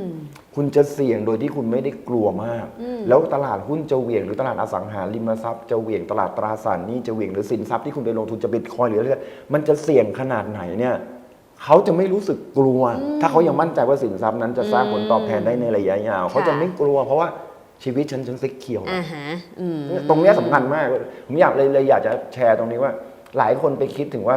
how to make money ใช่ how to grow your money ค่ะ แต่ไม่เคยคิดว่าเฮ้ย at the first time at the first day of your life เนี่ย how to secure your security คุณต้อง protect ตัวเองให้ได้ ค่ะ เหมือนคุณปู่และแม่เฟรดบอกไว้เนอะ ใช่ ว่าสำคัญที่สุดคืออย่าทำเงินต้นหาย ถูก แล้วก็ข้อ 2 คือกลับ อยาก ข้อ แต่ แร ครั้ ก งหนึ่ง แต่มันก็ต้องหายบ้างอะนะ แต่ว่า แต่ ผมเข้าใจ security ไว้ก่อน ผมเข้าใจว่าเงินต้นของแกหมายถึงว่าไอ้ความเซ็กเคียว อืม มันต้องมีจุดหนึ่งที่เราเนี่ยตรงเนี้ยเห็นเซ็กเคียว ค่ะ ละแล้วเงินก้อนเนี้ยเป็นเงินที่เราสามารถปล่อยฟรีได้แล้ว อ่าฮะ เพราะฉะนั้นมันจะลงมา 50%โส เท่าไหร่คือซีเคียวเวลาที่พี่กวีคิดในมุมของพี่กวีเพื่อเป็นหลักสำหรับคนที่บอกว่าแล้วเมื่อไหร่ หนูจะมั่นใจว่าเนี่ยปลอดภัยแล้ว เอา อะ งี้ ค่ะ จริงๆเนี่ยถ้าคุณมีเงินใช้ประมาณทั้งปีหนึ่งล่วงหน้านะแล้วคุณมีพวกสุขภาพอะไรทุกอย่างพร้อมนะตรงนั้นก็คือเซ็กเคียวแล้ว 1 ปีล่วงหน้า อืม กับเรื่องของประกัน แต่ส่วน ที่ ข ดู อง แลตั พี่ วเอ อะ ง คือ3 ปี โอ้เพราะอะไร มาได้ คะ ไงรู้ไหม 3 ปีเนี่ยเพราะว่าพี่เช็คประวัติของคือประเอิญลงทุนในตลาดหุ้น พี่เช็คแล้วตลาดหุ้นลงมาเต็มที่เลยนะเฉลี่ยเนี่ยลง 2 ปีก็จบ แต่เต็มที่เลยเนี่ย3 ปี ยกเว้นช่วงต้มยำกุ้งเท่านั้นของประเทศไทยนะครับ ค่ะ ที่ลง 5 ปี อ๋อ เพราะฉะนั้นพี่บอกว่าถ้า 3 ปีเนี่ยนั่นหมายถึงว่าพี่จะทนสินทรัพย์ลงได้ 3 ปี อ่า ก็เลยเก็บเงินไว้ว่าเฮ้ยถ้ามีอะไรเกิดขึ้นในตลาดหุ้น แล้วหุ้นลงสินทรัพย์เราลง เราจะไม่ต้องดึงเงินตรงนั้นออกมา เราก็ต้องมีเงิน สำรองเอาไว้ สำรองเอาไว้ สามปีอยู่ได้ 3 ปีอยู่ได้ ไม่เดือดร้อนตัวเองและคนอื่น ซึ่งฐานตรงเนี้ยมันต้องใช้เวลา อ่า ฐานมันใช้เวลาน้อยลงตรงไหนคือต้องทำรายได้ให้ได้มากขึ้น แต่ต้องลดค่าใช้จ่ายด้วย ถ้าทำรายได้มากขึ้นไม่ได้ ซึ่งผมเชื่อว่ามันเป็นข้อจำกัด แต่ ค่ะ ลดค่าใช้จ่ายไม่ใช่ข้อจำกัด อ่าฮะ ลดค่าใช้จ่ายอยู่ที่นิสัย อืม สอนไม่ได้ อืม แม้กระทั่งวันนี้ต่อให้ผมมีเงินขนาดไหนก็ตาม วันนี้ผมยังต้องใช้แอปในการจดค่าใช้จ่ายเลยว่าวันนี้ใช้ไปเท่าไหร่ ต่อให้ใช้เวลา50 บาทก็จดนะ อ่าฮะ เพื่อให้เรามีรีมายตัวเองตลอดเวลาว่าวันนี้เราใช้เงินไปเท่าไหร่แล้ว มันไม่ได้บอกว่าเราจะจดเพื่อจะหยุ่มหยิมนะ แต่รีมายตัวเองตลอดว่าเฮ้ยวันนี้มันเยอะเกินแล้วนะ เตือนตัวเองเนอะ เตือนตัวเองไว้ตลอดเวลา แล้วก็ไม่เคยมารวบรวมนะว่าเดือนหนึ่งใช้เท่าไหร่แต่จดไปทุกวันว่า มัน เท่า ก็ นี้ เห็น เรื่องนี้ ละ มันเห็นว่าโอ้ยตายแล้ววันนี้มันเกิน500แล้วมันเกิน พี่กวีใช้วันละกี่บาทได้คะ โอ้ยน้อยมาก อยากรู้เลย คือจริง ๆ แล้วเนี่ยวันหนึ่งเนี่ยพี่เช้าก็กินข้าวบ้าน ฮะ ถูกไหมก็ข้าวต้มแล้วก็ไข่เจียวอะไรนิดหน่อยๆมื้อหนึ่งก็เต็มที่ไม่เกิน50 บาทกลางวันก็ประมาณ56ไม่เกิน100วันหนึ่ง200 บาท หู ไม่รวมค่าน้ำค่าไฟนะ กินอย่างเดียวนะ วันหนึ่ง200 บาท ช็อป ใช้รถไฟฟ้า บ้างไหมคะ ยิ่งถูกใหญ่เลยช็อปโอ้โหอย่าพูดเลย น้อยมากช็อปน้อย แต่ มาก นิสัย VI จริง ๆ เนาะ คือเขาไม่ได้รวยเพราะลงทุนแล้วรวย แต่นิสัยเขาอะเป็นแบบนี้จริง ผมเจอ VI หลายคนมาก เป็นอ เล ย่าย งนี้ คุณไม่มีทางรู้เลยว่าเขาพอร์ตพันล้านหมื่นล้าน ใช่ เดินตามสวนจตุจักรหรือเดินตามห้างนี่คือแบบมนุษย์ติดดินธรรมดา แต่ชอบ คนห ของ นึ่ง ถูกของเซลล์มากๆ ใช่ข แล้ว อง ก็ ต ไม่ ก ค่อย รุ่น อ่า ของอะไรพวกเนี้ย คือมันเป็นอะไรที่แบบเฮ้ยเราจะซื้อแต่เราไม่เอาอ่ะ อ่าฮะ เดี๋ยวรอให้มันตกรุ่นก่อนถ้าเราต้องใช้จริงๆนะ ค่ะ แล้วก็ค่อยว่ากัน อืม แต่เราจะไม่ซื้ออะไรที่มันจะต้องแบบไปตามเทรนด์ อ่า ขนาดนั้น แล้วก็ที่สำคัญคืออะไรประหยัดได้เราก็จะประหยัด อืม แต่ว่ามันไม่จำเป็นต้องเป็นอย่างนั้นทุกคน อืม แต่ต้องบอกนิดนึงก่อนทุกคนที่เป็นอย่างนั้นมักจะสำเร็จ ถูกต้องมีอิสรภาพทางการเงินในท้ายที่สุด ใช่ใช่ อ่าฮะ นิสัยมันบ่มเอง ค่ะ นะครับ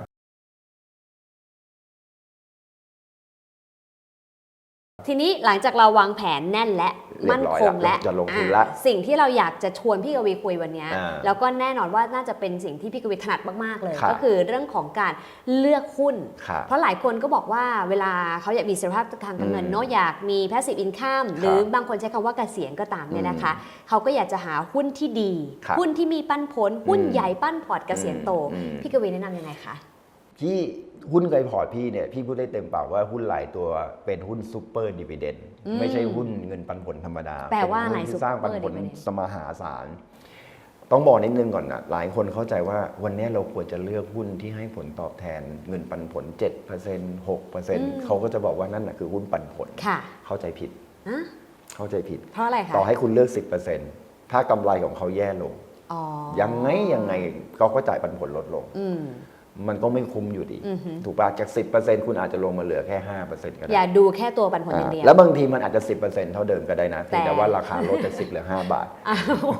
หา จ่าย ย ไป จาก ครึ่ง บาทหนึ่งเหลือ 50 ตังค์แต่ว่าผลตอบแทนคุณได้ 10%เท่าเดิมคุณจะเรียกมันเป็นหุ้นปันผลอยู่ไหมล่ะ เออเข้าใจค่ะ เพราะหลักการเลือกหุ้นปันผลจริงๆเนี่ยต้องบอกนิดนึงก่อน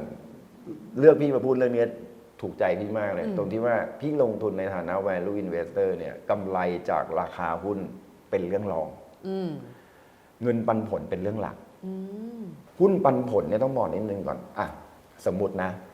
ราคา 10 บาท อืม วันนี้จ่ายปันผลหุ้นบาทหนึ่ง ค่ะ นะซึ่งบาทหนึ่งก็คือ 10% ถูกต้อง เมื่อกี้นี้มันถ้ามันลงมาเหลือ 0.5 ราคาลงมา 5 บาทก็ 10%เท่าเดิมซึ่งไม่เราไม่ต้องการตอนนั้น อืม แต่สมมุติว่าเฮ้ยอีก 10 ปีข้างหน้าไอ้หุ้นตัวเนี้ยมันจ่ายบาทหนึ่งไปเป็น 2 บาทละ อืม ซึ่งมันเกิดขึ้นได้อยู่แล้ว ค่ะ เพราะว่ากำไรเขาจะโตเนี่ยโตไม่ถึงปีละ 10%เลยโตปีละแค่ 5-6%จากบาทหนึ่ง10 ปีมันก็เป็น 2 บาทนะ ไม่จำเป็นต้อง 10%ต่อปีนะถูกป่ะ ค่ะ นะมันตั้ง6-7%ก็ได้ละซึ่งปกติบริษัทดีๆอ่ะกำไร 6-7% ต่อปีเนี่ยสบาย อ่าฮะ ๆก็คือตามเศรษฐกิจกับเงินเฟ้อบวกกันแล้วเขามีพรีเมียมหน่อยตรงที่ว่าเขาเป็นผู้นำในธุรกิจเขาก็จะได้ประมาณนี้ 6-7% ต่อปีโดยธรรมชาตินะครับ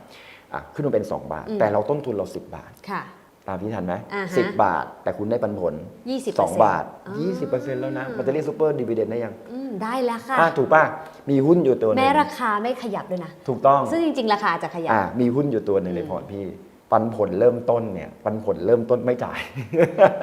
เพราะว่าเขาติดเข้าแผนฟื้นฟู แต่สุดท้ายก็มาจ่าย ซึ่งปันผลที่เขาจ่ายเนี่ยประมาณ 2-3% เองในยุคนั้น ซื้อมาบาทเดียว ค่ะ วันเนี้ยจ่ายปันผล 20 บาท โอ้กี่ปีผ่านไป 20 กว่าปี โอ้โห ลองนึกเห็นภาพยัง อ่ เห็นภาพยังว่า อ่ฮะ เฮ้ยมันจ่าย 2,000% เว้ย ค่ะ ถึงปันผล เพราะฉะนั้นผมอยากจะให้มองหุ้นปันผลเนี่ยเป็นแบบนี้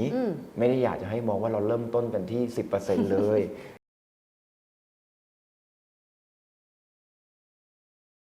สิ่งที่เราต้องไปดูก่อน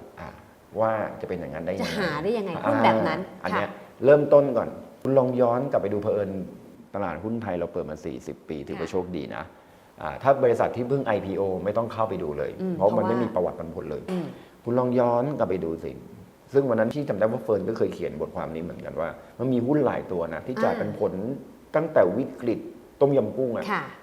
40 ปีที่ตลาดหุ้นเปิดมาหุ้นตัวนี้อยู่ในตลาดหุ้นไม่เคยพลาดในการจ่ายปันผลมาก่อนเลย บริษัทพวกเนี้ยเราน่าเข้าไปมองก่อน ค่ะ ซื้อหรือไม่ซื้ออีกเรื่องหนึ่งนะ ไปทำการศึกษาก่อน แต่ถ้ามันเข้ามาไม่ถึง 40 ปีมันอาจจะเข้ามา 20 ปี อย่างน้อยเขาก็ผ่านซับพลามปี 2008 อย่างน้อยเขาก็ผ่านโควิด ปี 2020 ค่ะ ดูซิว่าเขาจ่ายปันผลได้อยู่ไหมหรือแม้จะจ่ายน้อยลง แล้วเนี่ยพอหลังจากซับพลามหลังจากโควิดเขาสามารถกลับมาจ่ายปันผลได้ในระดับเดิมที่เขาเคยจ่ายแล้วมากขึ้นด้วย พวกเนี้ยเราเก็บไว้ในใจได้ละ แล้วเราก็วิเคราะห์ต่อว่ามันมีเยอะนะครับแล้วเก็บไว้ก่อนเลยมีเป็น100 บริษัทอย่างนี้แล้วกันที่มันสามารถกลับมาจ่ายปันผลได้เหมือนเดิมก่อนโควิดก่อนซับพลามเป็นที่เรียบร้อยแล้วแม้กระทั่งกลุ่มแบงก์เองก็เป็นนะแล้วมาดูกันว่าบริษัทพวกนี้กลุ่มไหนหรือบริษัทไหนที่เป็นผู้นำในธุรกิจที่เราเข้าไปดูแล้วเราเชื่อว่าประเทศไทยเนี่ยบริษัทเหล่านี้สามารถที่จะเติบโตไปได้โดยถูกคู่แข่งที่จะเข้ามาสกัดเนี่ยไม่เยอะมากจนเกินไป คือตอนนี้เราดูแล้วเขาผ่านวิกฤตมาได้ละมั่นใจว่าในอนาคตเนี่ยถ้าเขาเจอวิกฤตอีกเนี่ยเขาจะน่าจะผ่านได้ ไม่ใช่ไปพยายามจะหาบริษัทที่ไม่เคยผ่านวิกฤตมาเลย คือล้มลงตอนโควิดแล้วก็หวังว่าเฮ้ยเนี่ยแหละเดี๋ยวจะลอยเด้ง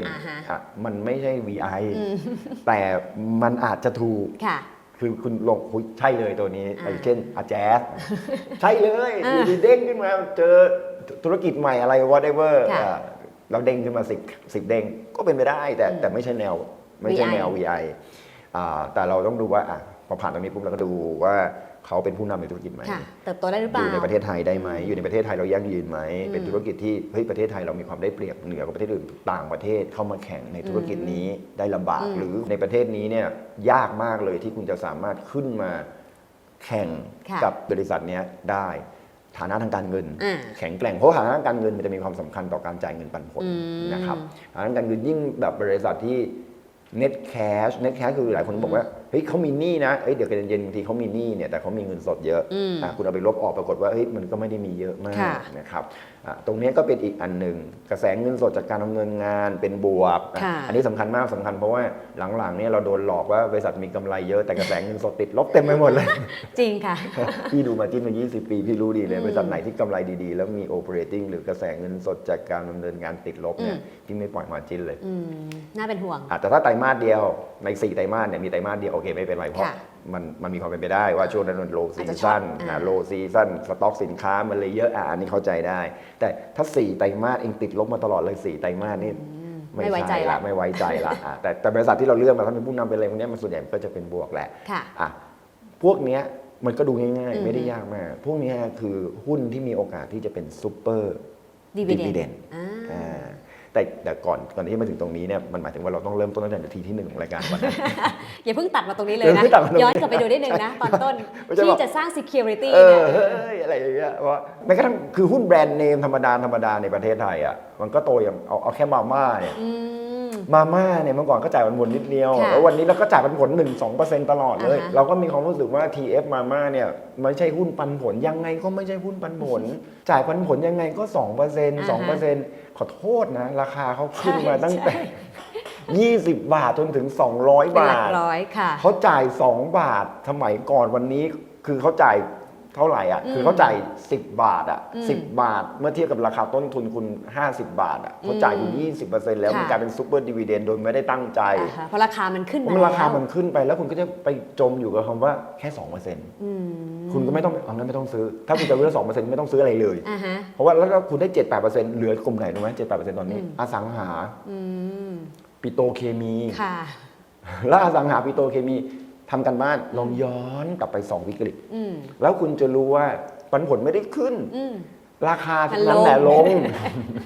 พอมาเทียบเลยปันผลสูงมันเลยยิวเลยหลอกเราผลตอบแทนยิวปันผลเลยหลอกเราเพราะฉะนั้นถ้าเราไม่ติดกับดักตรงนี้มันก็จะเราจะได้ซูเปอร์ดิวิเดนด์ในขณะที่ดีไม่ดีวันแรกที่เราซื้อได้ผลตอบแทนแค่ 2% เองมันเข้าใจหลักนะเข้าใจหลักแล้วในการที่บอกแล้วอีกข้อหนึ่งที่นอกจากเรื่องเลือกหุ้นหลายข้อนึงก็คือพี่มีความคิดเสมอว่าถ้าเราเลือกหุ้นเหล่านี้ได้แล้วเราซื้อได้เพิ่มขึ้นเดือนละ100 หุ้นสมมติถ้าหุ้นจ่ายปันผลละบาท1 บาทได้100 หุ้นเดือนนี้พี่จะมีแพสซีฟอินคัมเพิ่ม100 บาทไปเรื่อยๆในอนาคตโดยไม่ต้องมองว่าเขาจะเพิ่มขึ้นในอนาคตนะซื้อเดือนหน้าอีก100 หุ้นเราก็ได้เป็น200 บาทซื้อเดือนหน้าอีก100 หุ้นเราก็ได้300 บาทจนวันใดวันหนึ่งเก็บไปเรื่อยๆหาได้มาเก็บรายจ่ายน้อยลงบริหารเงินให้ดีรัฐบาลช่วยลดค่าน้ำค่าไฟก็เก็บเอาไว้อย่าเอาไปซื้ออย่างอื่นเก็บไปเรื่อยๆซื้อเพิ่มไปเรื่อยๆเงินปันผลเพิ่มขึ้นเลยจนจุดหนึ่งเงินปันผลอย่างเดียวพอค่าใช้จ่ายอิสรภาพทางการเงินมาทันที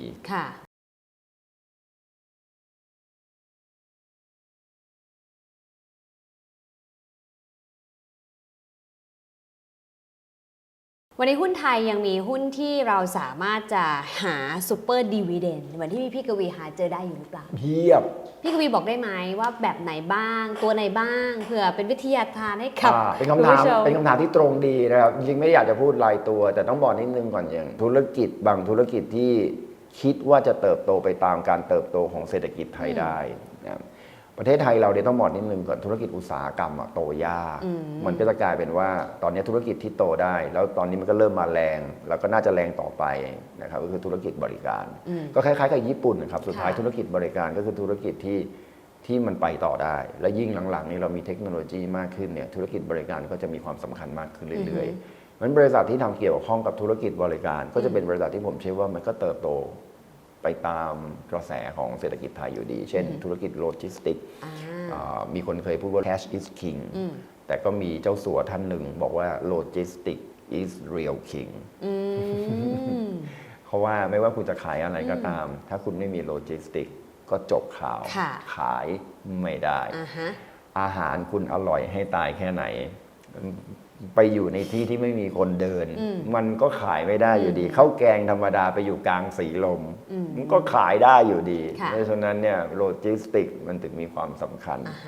เพราะฉะนั้นธุรกิจที่เกี่ยวข้องกับโลจิสติกส์หรือธุรกิจที่จำเป็นต้องใช้โลจิสติกส์และบริษัทนั้นมีโลจิสติกส์ที่มีขนาดใหญ่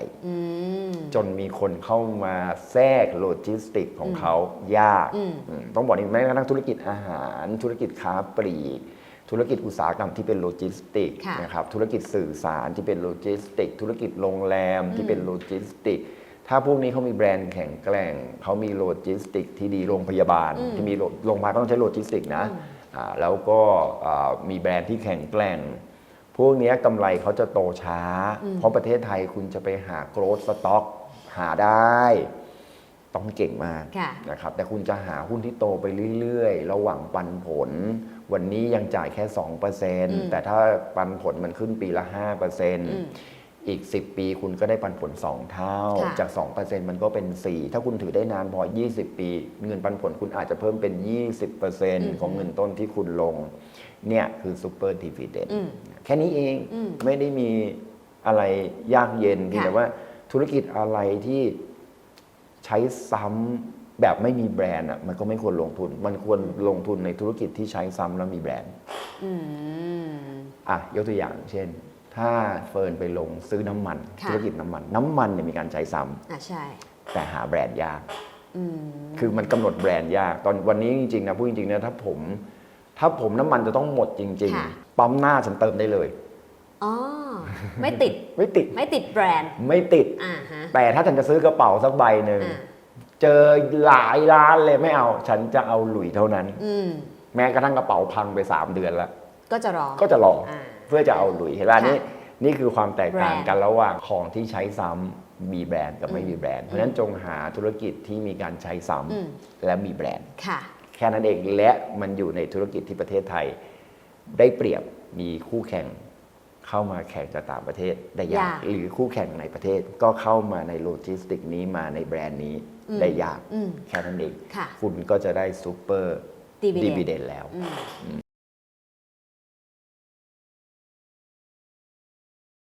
พี่กวีเริ่มมีอิสรภาพทางการเงินตอนอายุเท่าไหร่จำได้ไหมคะจริงๆเนี่ยพี่ตั้งเป้าไว้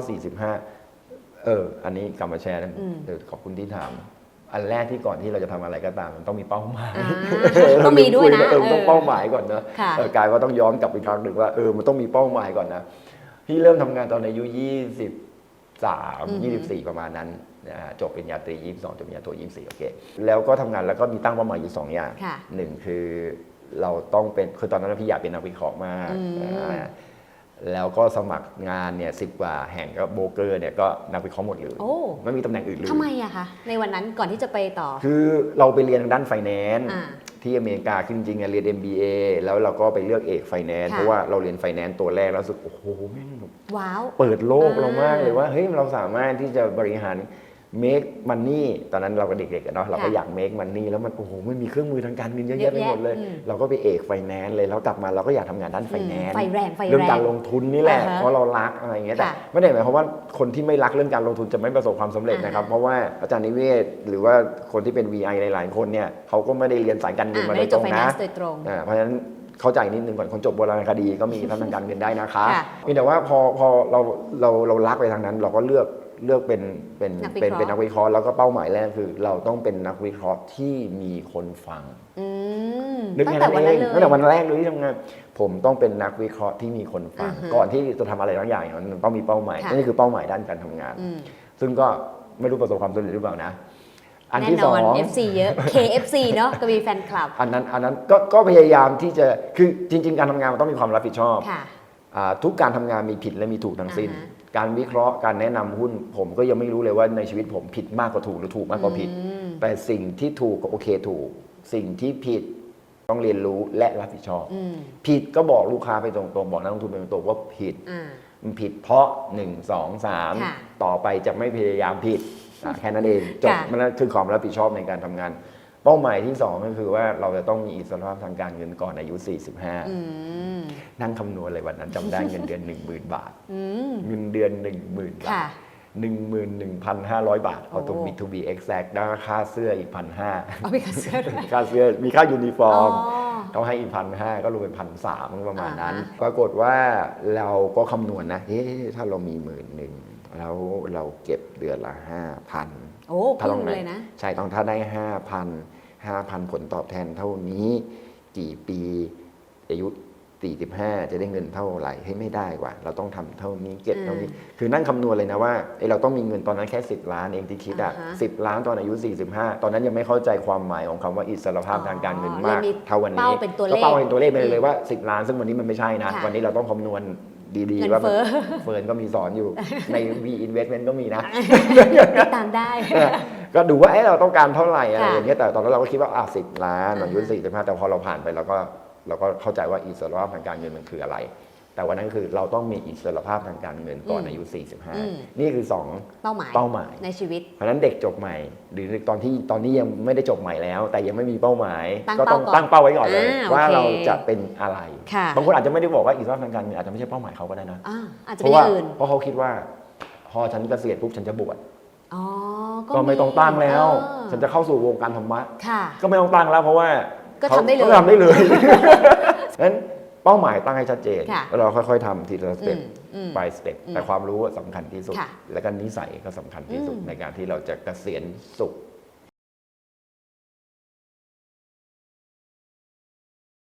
อะไรจะเป็นเหตุผลที่ทำให้เราไม่ถึงอิสรภาพทางการเงินคะพี่กวี ฟุ่มเฟือย อืม อย่างเดียวเลย อืม ต่อให้ประหยัดเนี่ยแค่ประหยัดอย่างเดียววันเนี้ยพรุ่งนี้ก็มีทางการเงินแล้ว อืม ลองข้าวกลางวันก็ไปที่วัดขอกินก็ได้ อันนี้พูดจริง อ่าฮะ คือคำว่าอิสรภาพทางการเงินมันอยู่ที่คุณมองอ่ะ คือคุณจะมีเดือนหน้าเลยก็ได้นะ ถ้าคุณหยุดใช้เงินก็มีแล้ว ไม่ต้องมีอะไร เพราะว่าไม่มีอะไรเป็นภาระ ก็ไม่มีอะไรต้องเป็นภาระค่าใช้จ่ายอ่ะ คืออิสรภาพทางการเงินเนี่ยคุณอาจจะมีนึกถึงคนที่เขาอยู่ชนบทก็ได้นะ อืม เขามีผักบุ้งให้เก็บอ่ะ อ่ เขามีปลาให้จับอ่ะ ค่ะ นะฮะเขามีข้าวให้หุงอ่ะเขาเลี้ยงหมูเขาเลี้ยงไก่อ่ะเขาไม่ต้องใช้ตังค์อ่ะเขามีทรัพย์ทางการเงินแล้วเขาไม่เคยเดิน7-11อ่ะเขาไม่เดิน CBN เซ็นทรัลเขาไม่ได้ซื้อ iPad เขาไม่ได้มีอะไรเลยนะ อืม นั่นไงอิสรภาพทางการเงินแล้วอ่ะเนี่ยธุรกิจครอบครัว ค่ะ คือจะมองในมุมนั้นก็ ก็ได้ ไงมันนั้นบอกว่าอิสรภาพทางการเงินมันอยู่ที่ว่าคุณพอเมื่อไหร่ไงอิสรภาพทางการเงินจบตรงที่คำว่าพออไม่ได้จบตรงที่ว่ามี อืม มีเท่าไหร่ก็ไม่พอทำไม่พอ ค่ะ สิ่งที่พี่กวีบอกเราตั้งแต่ต้นนะคะคุณผู้ชมถ้าตั้งใจฟังจะรู้เลยนะคะว่าพี่กวีบอกชัดนะคะว่าก่อนที่เราจะไปสู่โลกของการลงทุนเนี่ยอย่างแรกที่ต้องทำคือสร้างความมั่นคงให้กับตัวเองให้ได้ก่อนนะคะ security สำคัญไม่ว่าจะเป็นรายได้ต้องมากกว่ารายจ่ายหนี้สินไม่จำเป็นห้ามก่อเด็ดขาดนะคะต้องเก็บออมแล้วก็ที่สำคัญคือต้องเผื่อความปลอดภัยให้กับตัวเองแล้วก็คนครอบครัว เช่นการทำประกัน ไม่ว่าจะเป็นประกันสุขภาพประกันอุบัติเหตุเป็นต้นนะคะ สิ่งเหล่านี้พอมีเงินสำรองฉุกเฉินใช้อย่างน้อย 1 ปี ค่อยคิดแล้วก็เริ่มเข้าสู่โลกการลงทุนนะคะ ซึ่งไม่จำเป็นที่ทุกคนจะต้องลงทุนถึงจะมีอิส สรภาพทางการเงินได้พี่กวีบอกชัดนะคะว่าไม่ลงทุนแค่เก็บเงินก็ถือว่ามีอิสรภาพทางการเงินได้ด้วยเหมือนกันแค่เป็นคนประหยัดไม่ฟุ่มเฟือยแค่เป็นคนที่รู้จักคำว่าพอก็มีอิสรภาพทางการเงินได้นะคะวันนี้ลองตีโจทย์ตัวเองนะคะว่าอิสรภาพทางการเงินของเราหมายถึงอะไรเป้าหมายอยู่ที่ไหนนะคะและถ้าใครอยากจะเลือกหุ้นใหญ่แล้วก็มีปันผลเพื่อสร้างพอร์ตเกษียณสุขพี่กวีก็แนะนำหลายอย่างทีเดียวนะคะอย่างแรกให้ดูก่อนนะคะว่าต้องไปหาว่าในอดีตที่ผ่านมาหุ้นไหนนะกิจการไหนนะเขาจ่ายปันผลได้สม่ำเสมอแม้วิกฤตก็ยังจ่ายได้2ต้องดูด้วยว่าเป็นธุรกิจที่เป็นผู้นำในตลาดนั้นๆหรือเปล่า3คือต้องเติบโตได้ดีคู่แข่งก็ต้องไม่เยอะด้วยนะคะแล้ว4ก็คือฐานะการเงินสำคัญค่ะต้องดูตัวกระแสเงินสดจากการดำเนินงานนะคะอย่าไปดูแต่กำไรอย่างเดียวนะคะให้ดูกระแสเงินสดนี่แหละว่าเขาจะจ่ายให้กับเราได้มากน้อยแค่ไหนด้วยแล้วก็ท้ายที่สุดพี่กวีบอกไว้ชัดเจนนะคะว่ามีไม่ใช่อิสรภาพทางการเงินค่ะแต่พอต่างหากที่จะทำให้คุณมีอิสรภาพทางการเงินได้วันนี้ขอบคุณพี่กวีมากๆนะคะ ขอบคุณครับ สวัสดี ขอบ ค่ะ คุณสวัสดี ขอบคุณ ครับ ค่ะ สวัสดีครับ